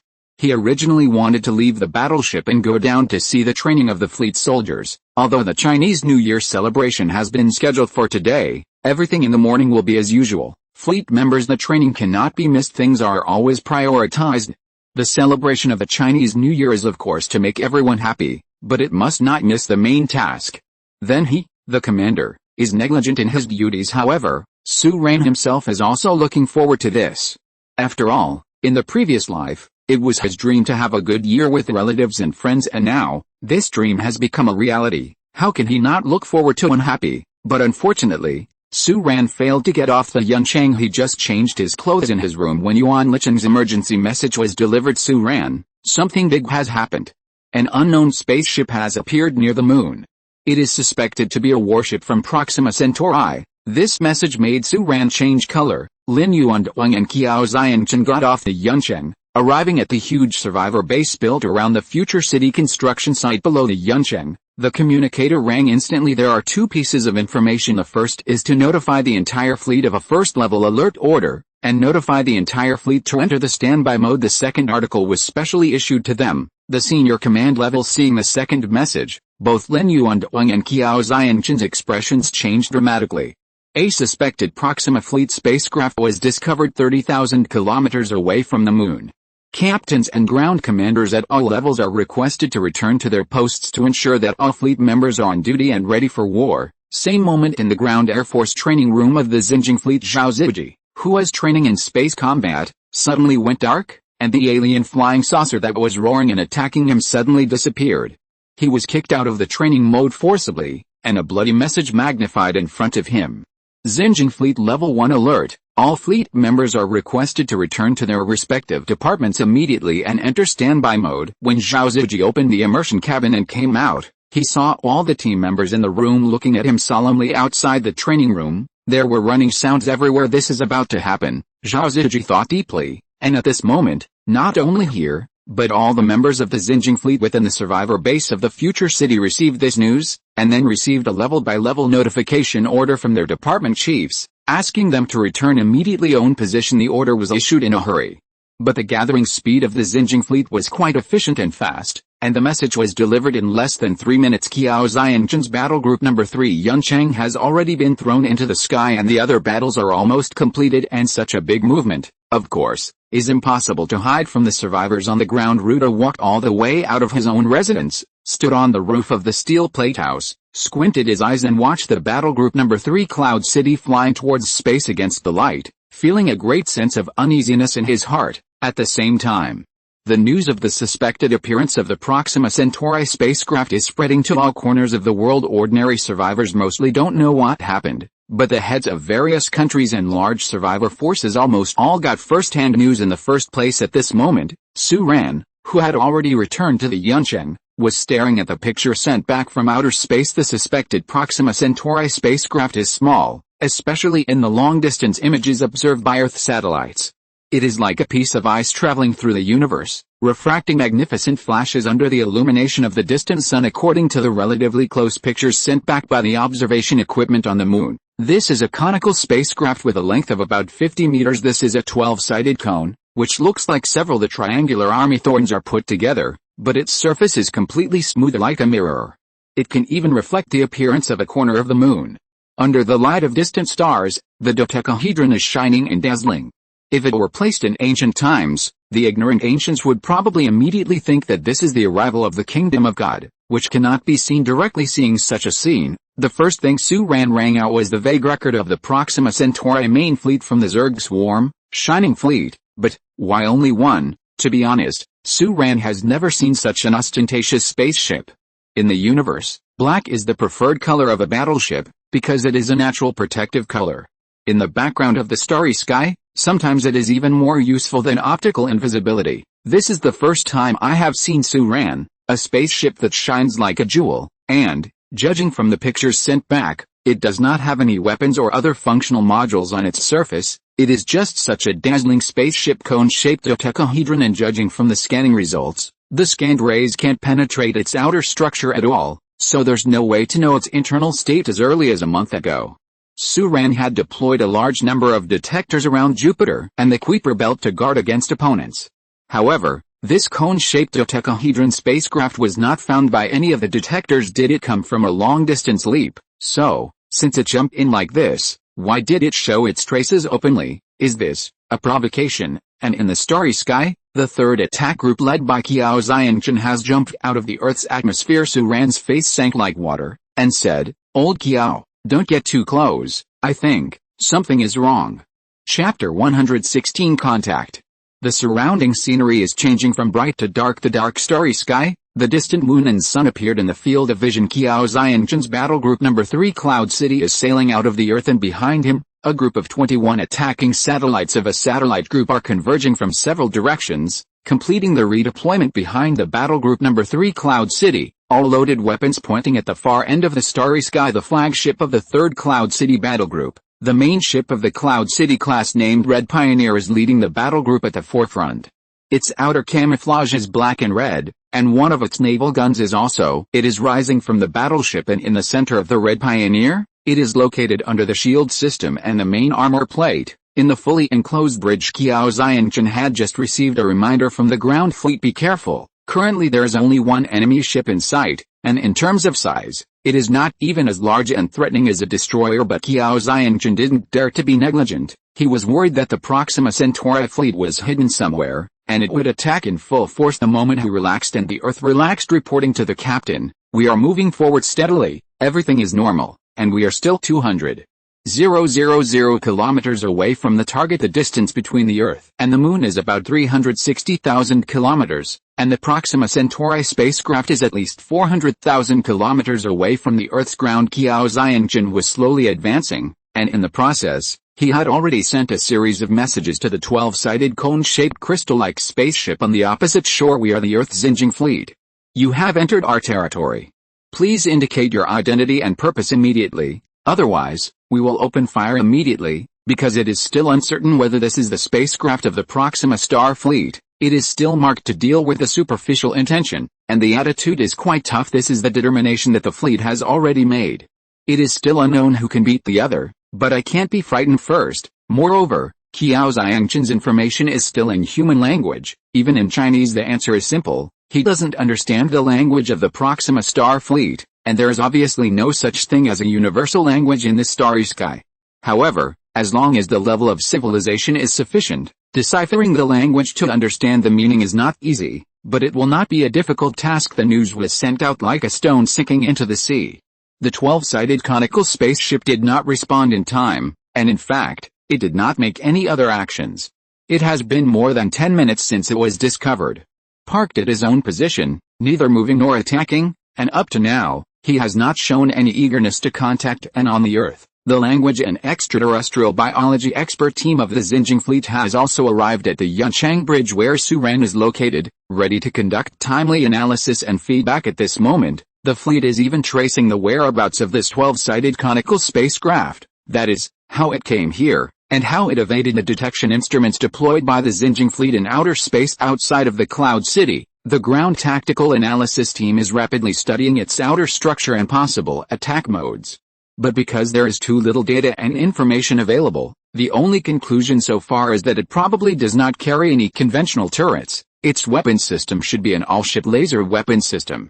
Of course, it is also possible that it is not an attack warship, but a functional spaceship. Although the relevant data obtained by the fleet is very limited, it can be concluded that this lone 12-sided cone-shaped spacecraft itself is not a threat. Qiao Xiangjin's Red Pioneer flagship can easily crush it compared with the 3rd battle group of the Xinjiang fleet. This conical spacecraft with a total length of only more than 50 meters is like a baby in space. The strength of a battleship is not determined by its size. Take the long dream that Su Ran had before as an example. Of course Su Ran has already dreamed it and forgot it. The spaceship that chased the sky-filled fleet and even penetrated a planetary-scale cosmic fortress was huge in size. Very small. However, this is only a very rare case. Such a battleship, whether it is the hull material or weaponry, is compressed and precise to the extreme, and the advanced technology it possesses is extremely incredible, and it is beyond the reach of most civilizations. And because of this, although the strength of a battleship is not determined by its size, in most cases, the size of a battleship can indeed determine the combat effectiveness of a battleship. Larger spaceships can store more materials, etc., and most importantly, large volume spaceships can accommodate more weapons and equipment. Take the destroyer and the aircraft carrier I that has not yet been completed for comparison. The destroyer has a door the laser cannon main gun, 2 dual 130mm naval guns, 4 30mm cannons, and 2 short-range guns, add up to only 9 turrets, and the aircraft carrier type I only has a double-barreled supercharged laser cannon. There are 40 doors, and the gap among them can be known by comparing them. Therefore, many people are curious, Why are the warships in the starry sky all big, big, big?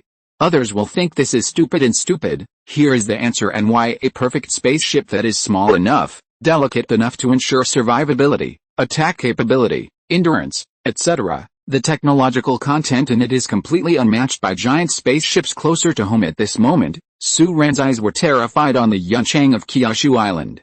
The battle group of Yunchang he was in was still ups and downs in the lower airspace, while the second, fourth and fifth battle groups of Yunchang were all it has been slowly lifted into the sky, raising the position of its fleet to the alert height. Each battle group is composed of a Yunchang-class battleship as its flagship, 4 frigates, 10 Enlightenment-class battleships, and several fighters. This is the scale of the battle group module finalized by the Xinjiang fleet. A battle group has 15 non-fighter warships, and the Yunchang is a giant of 1,000 meters. The 4 battle groups are all high or low in the sky, and there are a total of 60 warships in the sky. The scale of such a battle group is unprecedented in the human history of the Earth. On the ground, countless people are looking up, amazed at this incomparably spectacular scene. The battleships in the sky are like a forest, and the shadows cast can even cover half of the area of the survivor base that has gathered more than 200,000 people. The heads of state of many small countries were extremely nervous, and they were all asking about the movement of the Xinjiang fleet. When they heard that Ruland's warships had launched into the sky, it was the big shots of these small countries with little strength that showed a sigh of relief as the Xinjiang fleet fully prepared for battle. That's good, that's good. Chapter 117: Proxima Centauri's Attitude. In the bridge of the Yunchang ship, Su Ran asked silently in his heart, "System, how long will it take for my aircraft carrier Type 1 to be manufactured?" "Dear host, your aircraft carrier Type 1 is expected to be completed in 107 hours. 107 hours, there are more than 4 days. This time is definitely not short." Su Ran's heart couldn't help but sink, but he didn't show it. He still stared ahead at this time. Qiao Xiangjian's 15 warships of the 3rd Cloud City attack group had stopped, and they were still 100,000 kilometers away from the dodecahedron-shaped spaceship in the Red Pioneer. A group of small Sparrow drones slowly flew out, and 20 light attack drones were like bright spots of light in space, quickly approaching the past. But at this moment, Su Ran received another message: "Your Excellency, Commander. The number 17 probe we deployed in the small celestial body area of the Kuiper Belt has discovered that a group of units has been confirmed to have entered the solar system. We have just compared a global database. This group of units is anomalous mobile units and has been ruled out. Possibility of stars, confirmed as a fleet." This message is sent back in real time. Although the distance between the Kuiper Belt and the Earth is astronomical in the true sense, and even electromagnetic wave signals can take days to transmit back, here, the fleet uses communication technology under quantum entanglement, which is the key to open the transition. One of the keys to the wormhole, quantum entanglement communication equipment, has already appeared in the system's manufacturing list as early as the 4th level, but because the cost of supporting this communication technology was too high because it was all fighting on the Earth at that time, so until it has only been officially put into use at this stage in order to deploy enough detectors to complete regional coverage. Most of the detectors placed by Su Ran in the Kuiper Belt and Jupiter area are pure detectors, which can only send back data and information without pictures. Therefore, judging from the feedback data, we can only know that there are 12 ships in this fleet, which are passing through the group of small celestial bodies in the Kuiper Belt at high speed, will pass Jupiter in 4 hours, and arrive at the Earth in the 5th hour. And, at this moment, when the fleet was discovered, the 12-faced cone-shaped spaceship that had been silent in space finally sent a message. The other party seems to have deciphered the human language. The message sent is in Chinese, but the wording in the sentence is a bit weird. "Proxima, we know, bad intentions, good people, bugs. We came for her, don't want us to fire, our fleet is approaching. Don't fire." The small Sparrow attack group slowly stopped moving forward. Su Ran looked at the message but fell into a long silence, and the same silence is playing out almost everywhere in the world. Even the top officials in Kyoto saw this message, but they didn't express their views or respond quickly because there is no way to know for sure whether it is true or not. In Yuncheng, Su Ran didn't speak, and Li Yilan, Yuan Lichen, and Meng Yibai behind him also didn't speak. Meng Yibai is trying to recall the memory of the Queen of the Swarm facing the Proxima fleet, but unfortunately, she has hardly gained anything. First, her memory has long been blurred. Second, the Queen of the Swarm and the Proxima fleet really, in fact, there are not many games in the game, and the two sides have been in a state of confrontation from the beginning.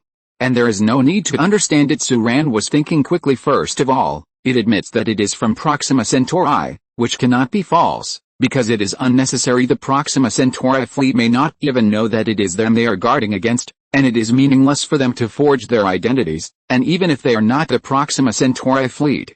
If they say they are some other civilization, Suran will also be very vigilant in the universe. There is no one who is not worthy of vigilance, so it's a sure thing that the long-awaited Proxima fleet is finally here. Second, it claims to have no malicious intent and is only here for the swarm.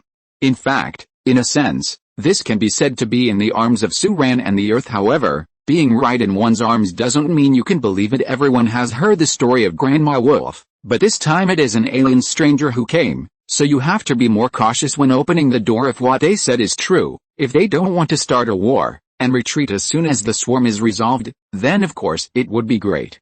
Once the threat of the Proxima Star fleet is eliminated, Suran can develop herself in an all-round way, but if they are false, it will be dangerous. Suran had to guard against it at this time. Suran ordered, send back a message, saying that we are unwilling to open fire with them.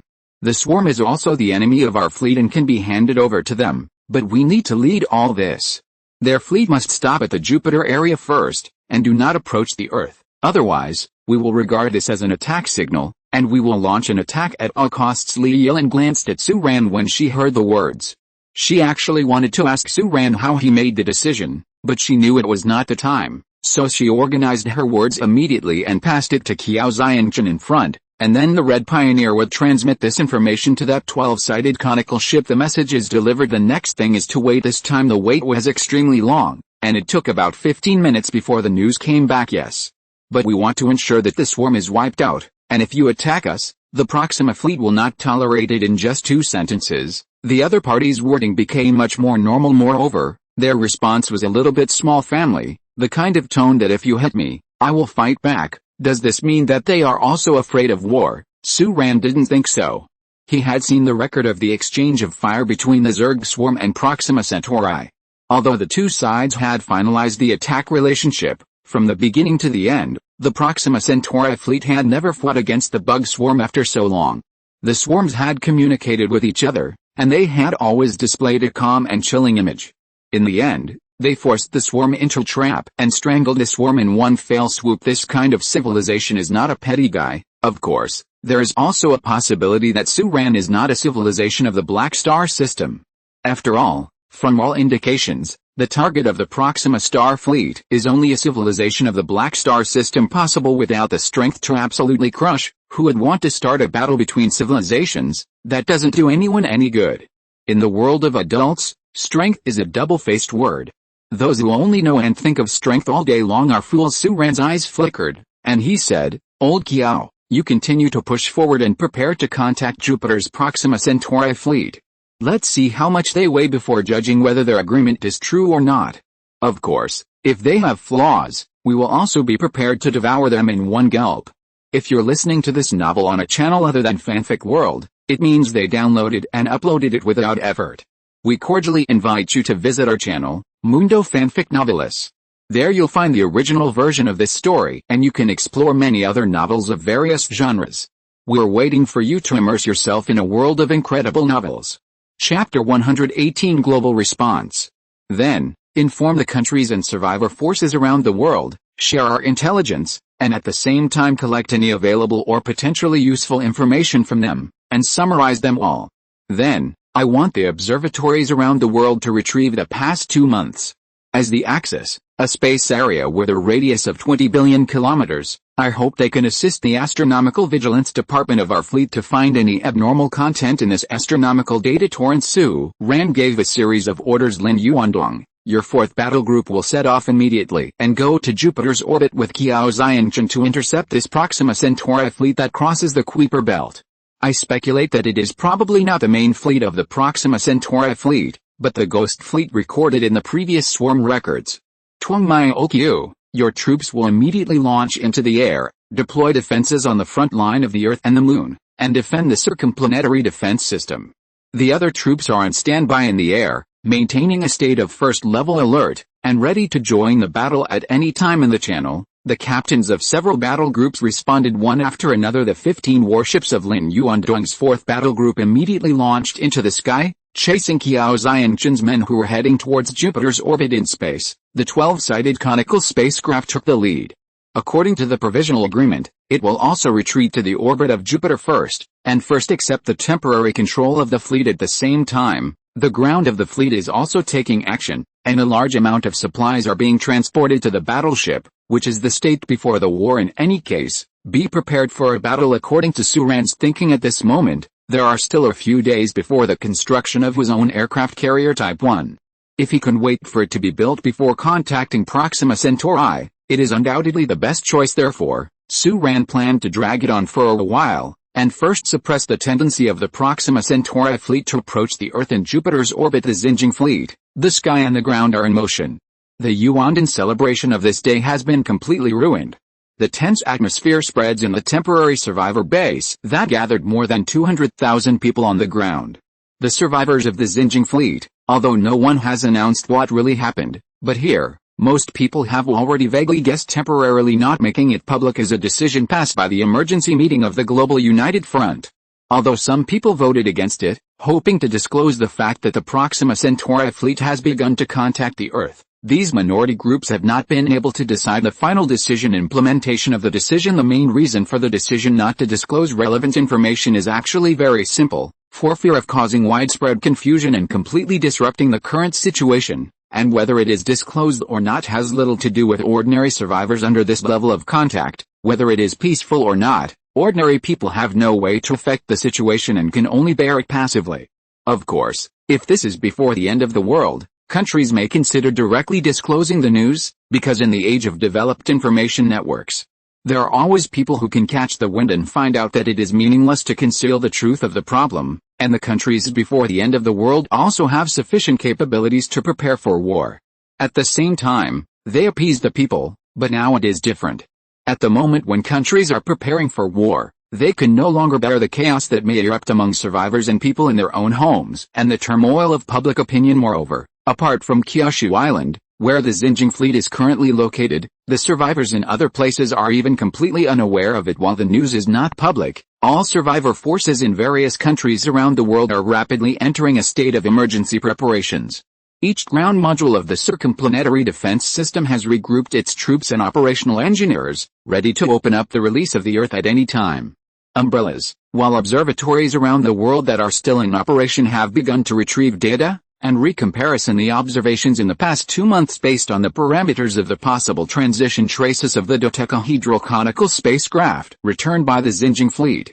Find any anomalies within the space of the universe within 20 billion kilometers. The largest Gemini observatory in the world to date, located in Hawaii and Mount Pagan in Chile, Greenwich Observatory, Arecibo Observatory, China National Astronomical Observatory. Time is passing by every second.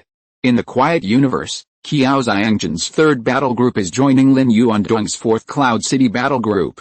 The two fleets become a larger fleet, approaching little by little own goals. The 12-sided cone-shaped spaceship has disappeared at the end of their field of vision, and according to the radar display, it has reached the orbital area of Jupiter, and the fleet that entered the solar system from the direction of Proxima Centauri is gradually approaching. However, the first to arrive were still the two battle groups of the Xinjiang fleet stopped in the orbit near Jupiter.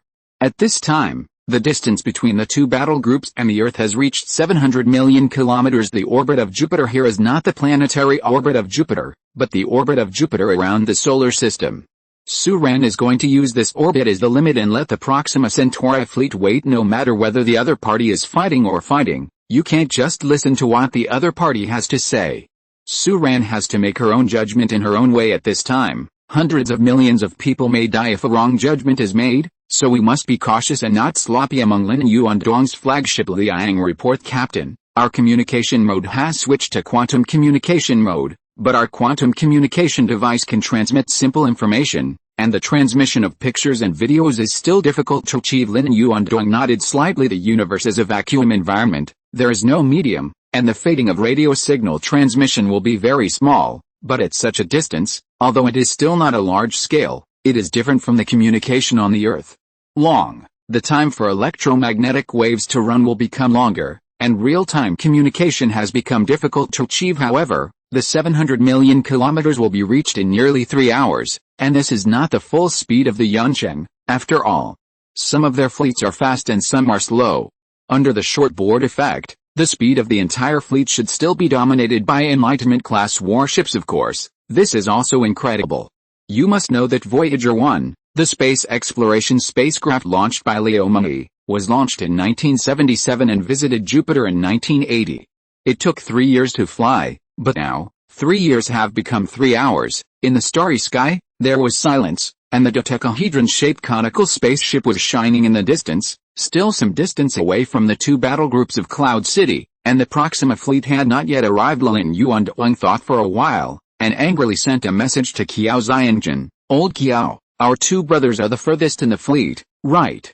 Chapter 119 Ghost Ship Fleet. The private message edited by Lin Yuan was sent out after a while. Kiao Xiangjun responded, that's right, among all the fleet's logbooks, we have sailed the longest distance. The quantum communication technology that is still not perfect is used with the Earth, but between the two battle groups, it is a serious conventional communication. Seeing that Kiao Xiangjun took so long to reply, Lin Yuan thought that this guy was not interested in the vast starry sky at all, and even imagined the stern face of this former soldier. Although Lin Yuan slandered in his heart, he still respected him, so he didn't intend to chat anymore. But he didn't expect Kiao Xiangjun to come back with a message. It's a pity that Jupiter didn't turn around. If only I could see the great red spot. Lin Yuan. Sure enough, he is a guy who is serious on the surface but bored on the inside. Lin Yuan replied, Jupiter is a dangerous planet. If it really comes, we have to retreat a certain distance. If you dare to plunge in, I don't think you may be able to get out. And Jupiter takes 12 years to revolve around. Woolen cloth. Kiao Xiangjun was silent this time. The former soldier sat on his captain's seat, looking at the dark starry sky in front of him, but what he thought about was the scene of traveling the galaxy in the future. He also has a little thought or curiosity, and wants to see what the universe looks like, what the magnificent stars and cosmic wonders that have only been seen in books, movies, and expansion packs look like. But now is clearly not the time. At this moment, the Proxima Centauri fleet appeared on the radar. At this moment, both Kiao Xiangjun and Lin Yuan cheered up, sat upright, and looked forward. Of course, the fleet of Proxima Centauri was still invisible at this time. As time passed, about 10 minutes later, a light gradually lit up in the dark starry sky. It was the flash of stars refracted by the metal of the battleship. It really is a fleet of ghost ships. The moment Kiao Xiangjun saw them, he said something in a low voice. At this moment, what appeared in front of them was a dilapidated spaceship with a completely different construction style and model from the dodecahedral conical spaceship. There are 11 ships in total, traveling through the starry sky. Except for the refraction of the hull, there is no light at all, and with the deceleration, the light emitted by their propellers gradually weakens. It looks like a group of interstellar ghosts, relying on primitive power to wander aimlessly in the starry sky. The shape and size of these 11 spaceships are also different. The largest one is 7,000 meters long and can swallow 3 Yunchen. There are also several huge gaps, from which one can even see the intricate pipe-like structure inside, and the smallest one is 500 meters long. It is a sword-shaped spaceship, and its appearance is exactly the same, dark, giving people a cold and chilling feeling. However, the size of this ghost ship is more than a star and a half less than the record of the swarm. Obviously, most of them were consumed in the previous battle with the swarm, and because the time interval is too short, it has not been replenished. So far superior from the current indications, Proxima Centauri is obviously also a technological civilization. They can turn the battleships of other technological civilizations into their own ghost ships. But they cannot transform the semi-biological spaceships of the swarm. Therefore, although the swarm battle was a big victory, the number of ghost ships was only consumed without any replenishment. Lin Yuan immediately sent back the currently observed data to the Earth behind. At the same time, another message came from the dodecahedron spaceship. We can accept your probe. Lin Yuan and Kiao Xiangjun sent out detectors one after another, and a total of 20 detectors were flying towards the other party's ghost ship. And as the detectors of the Xinjiang fleet flew out, the dodecahedral conical spaceship quickly raised its altitude, away from the position of the ghost ship. Apparently, the we to be detected does not include this crystal dodecahedron-shaped spaceship, but only those ghost ships. This point echoes the record of the swarm. The Proxima fleet is extremely careful. Lin Yuan and Kiao Xiangjun were also very vigilant. The positions of their two combat groups are tens of kilometers apart, maintaining a state where they can support each other without being wiped out. Although Lin Yuan was not from the Orthodox Army, he was always cautious. Needless to say, Kiao Xiangjun, Even if he fully joined the fleet now, he was still a soldier since the dodecahedral cone-shaped spacecraft did not accept detection. They did not rush forward, and 20 probes flew towards the slowly decelerating anti-ghost ship. So far, the Proxima Centauri fleet has been very cooperative, and they don't seem to have any tendency to attack. They are completely hoping to live in peace, and they seem to only come to deal with the swarm. It is about to wipe out the swarm of insects. When the detector approached and saw the picture over there, both Qiao Xiangjun and Lin Yuanduang's expressions darkened seen from a distance. Although the styles and structures of the ghost ship fleets are different, and they may come from different civilizations, they are all black. It's not that the spaceships themselves are of this color. The exterior of these ghost ships is coated with a dense membrane, which is like a metal film, showing a cold black, densely covering the entire hull of each ghost ship. And not only that, when a detector entered the interior of the huge 7,000-meter-long warship along the gap, it was found that there were no living creatures inside these ghost ships, but these ghost ships were also everywhere. The black membranes are densely packed. If you observe carefully, you can even notice that these things are slowly squirming like living things, like a living wall or ground. This is a nano-coating. Qiao Xiangjun made a judgment, but soon he shook his head and said in a deep voice, "No, it is more appropriate to say it is an absolute nano-weapon in the fleet. There are also relatively formed nano-weapons, such as high-temperature molten nano-clouds." Therefore, Qiao Xiangjun and the others are not unfamiliar with nano-weapons. They fully covered and invaded every corner of these warships before they could see the full control of these warships, and even repaired some damaged functional areas, turning them into complete ghost ships. Qiao Xiangjun thought of this level, and immediately said, "Open the shield, and ensure that the shields of each battleship are fully activated." End of this chapter. Thank you very much for reaching the end. Don't forget to like. Looking for more exclusive content and immediate access? Subscribe to our Patreon. Remember, every like, subscription, or donation encourages us to continue. Thanks to everyone. See you in the next video.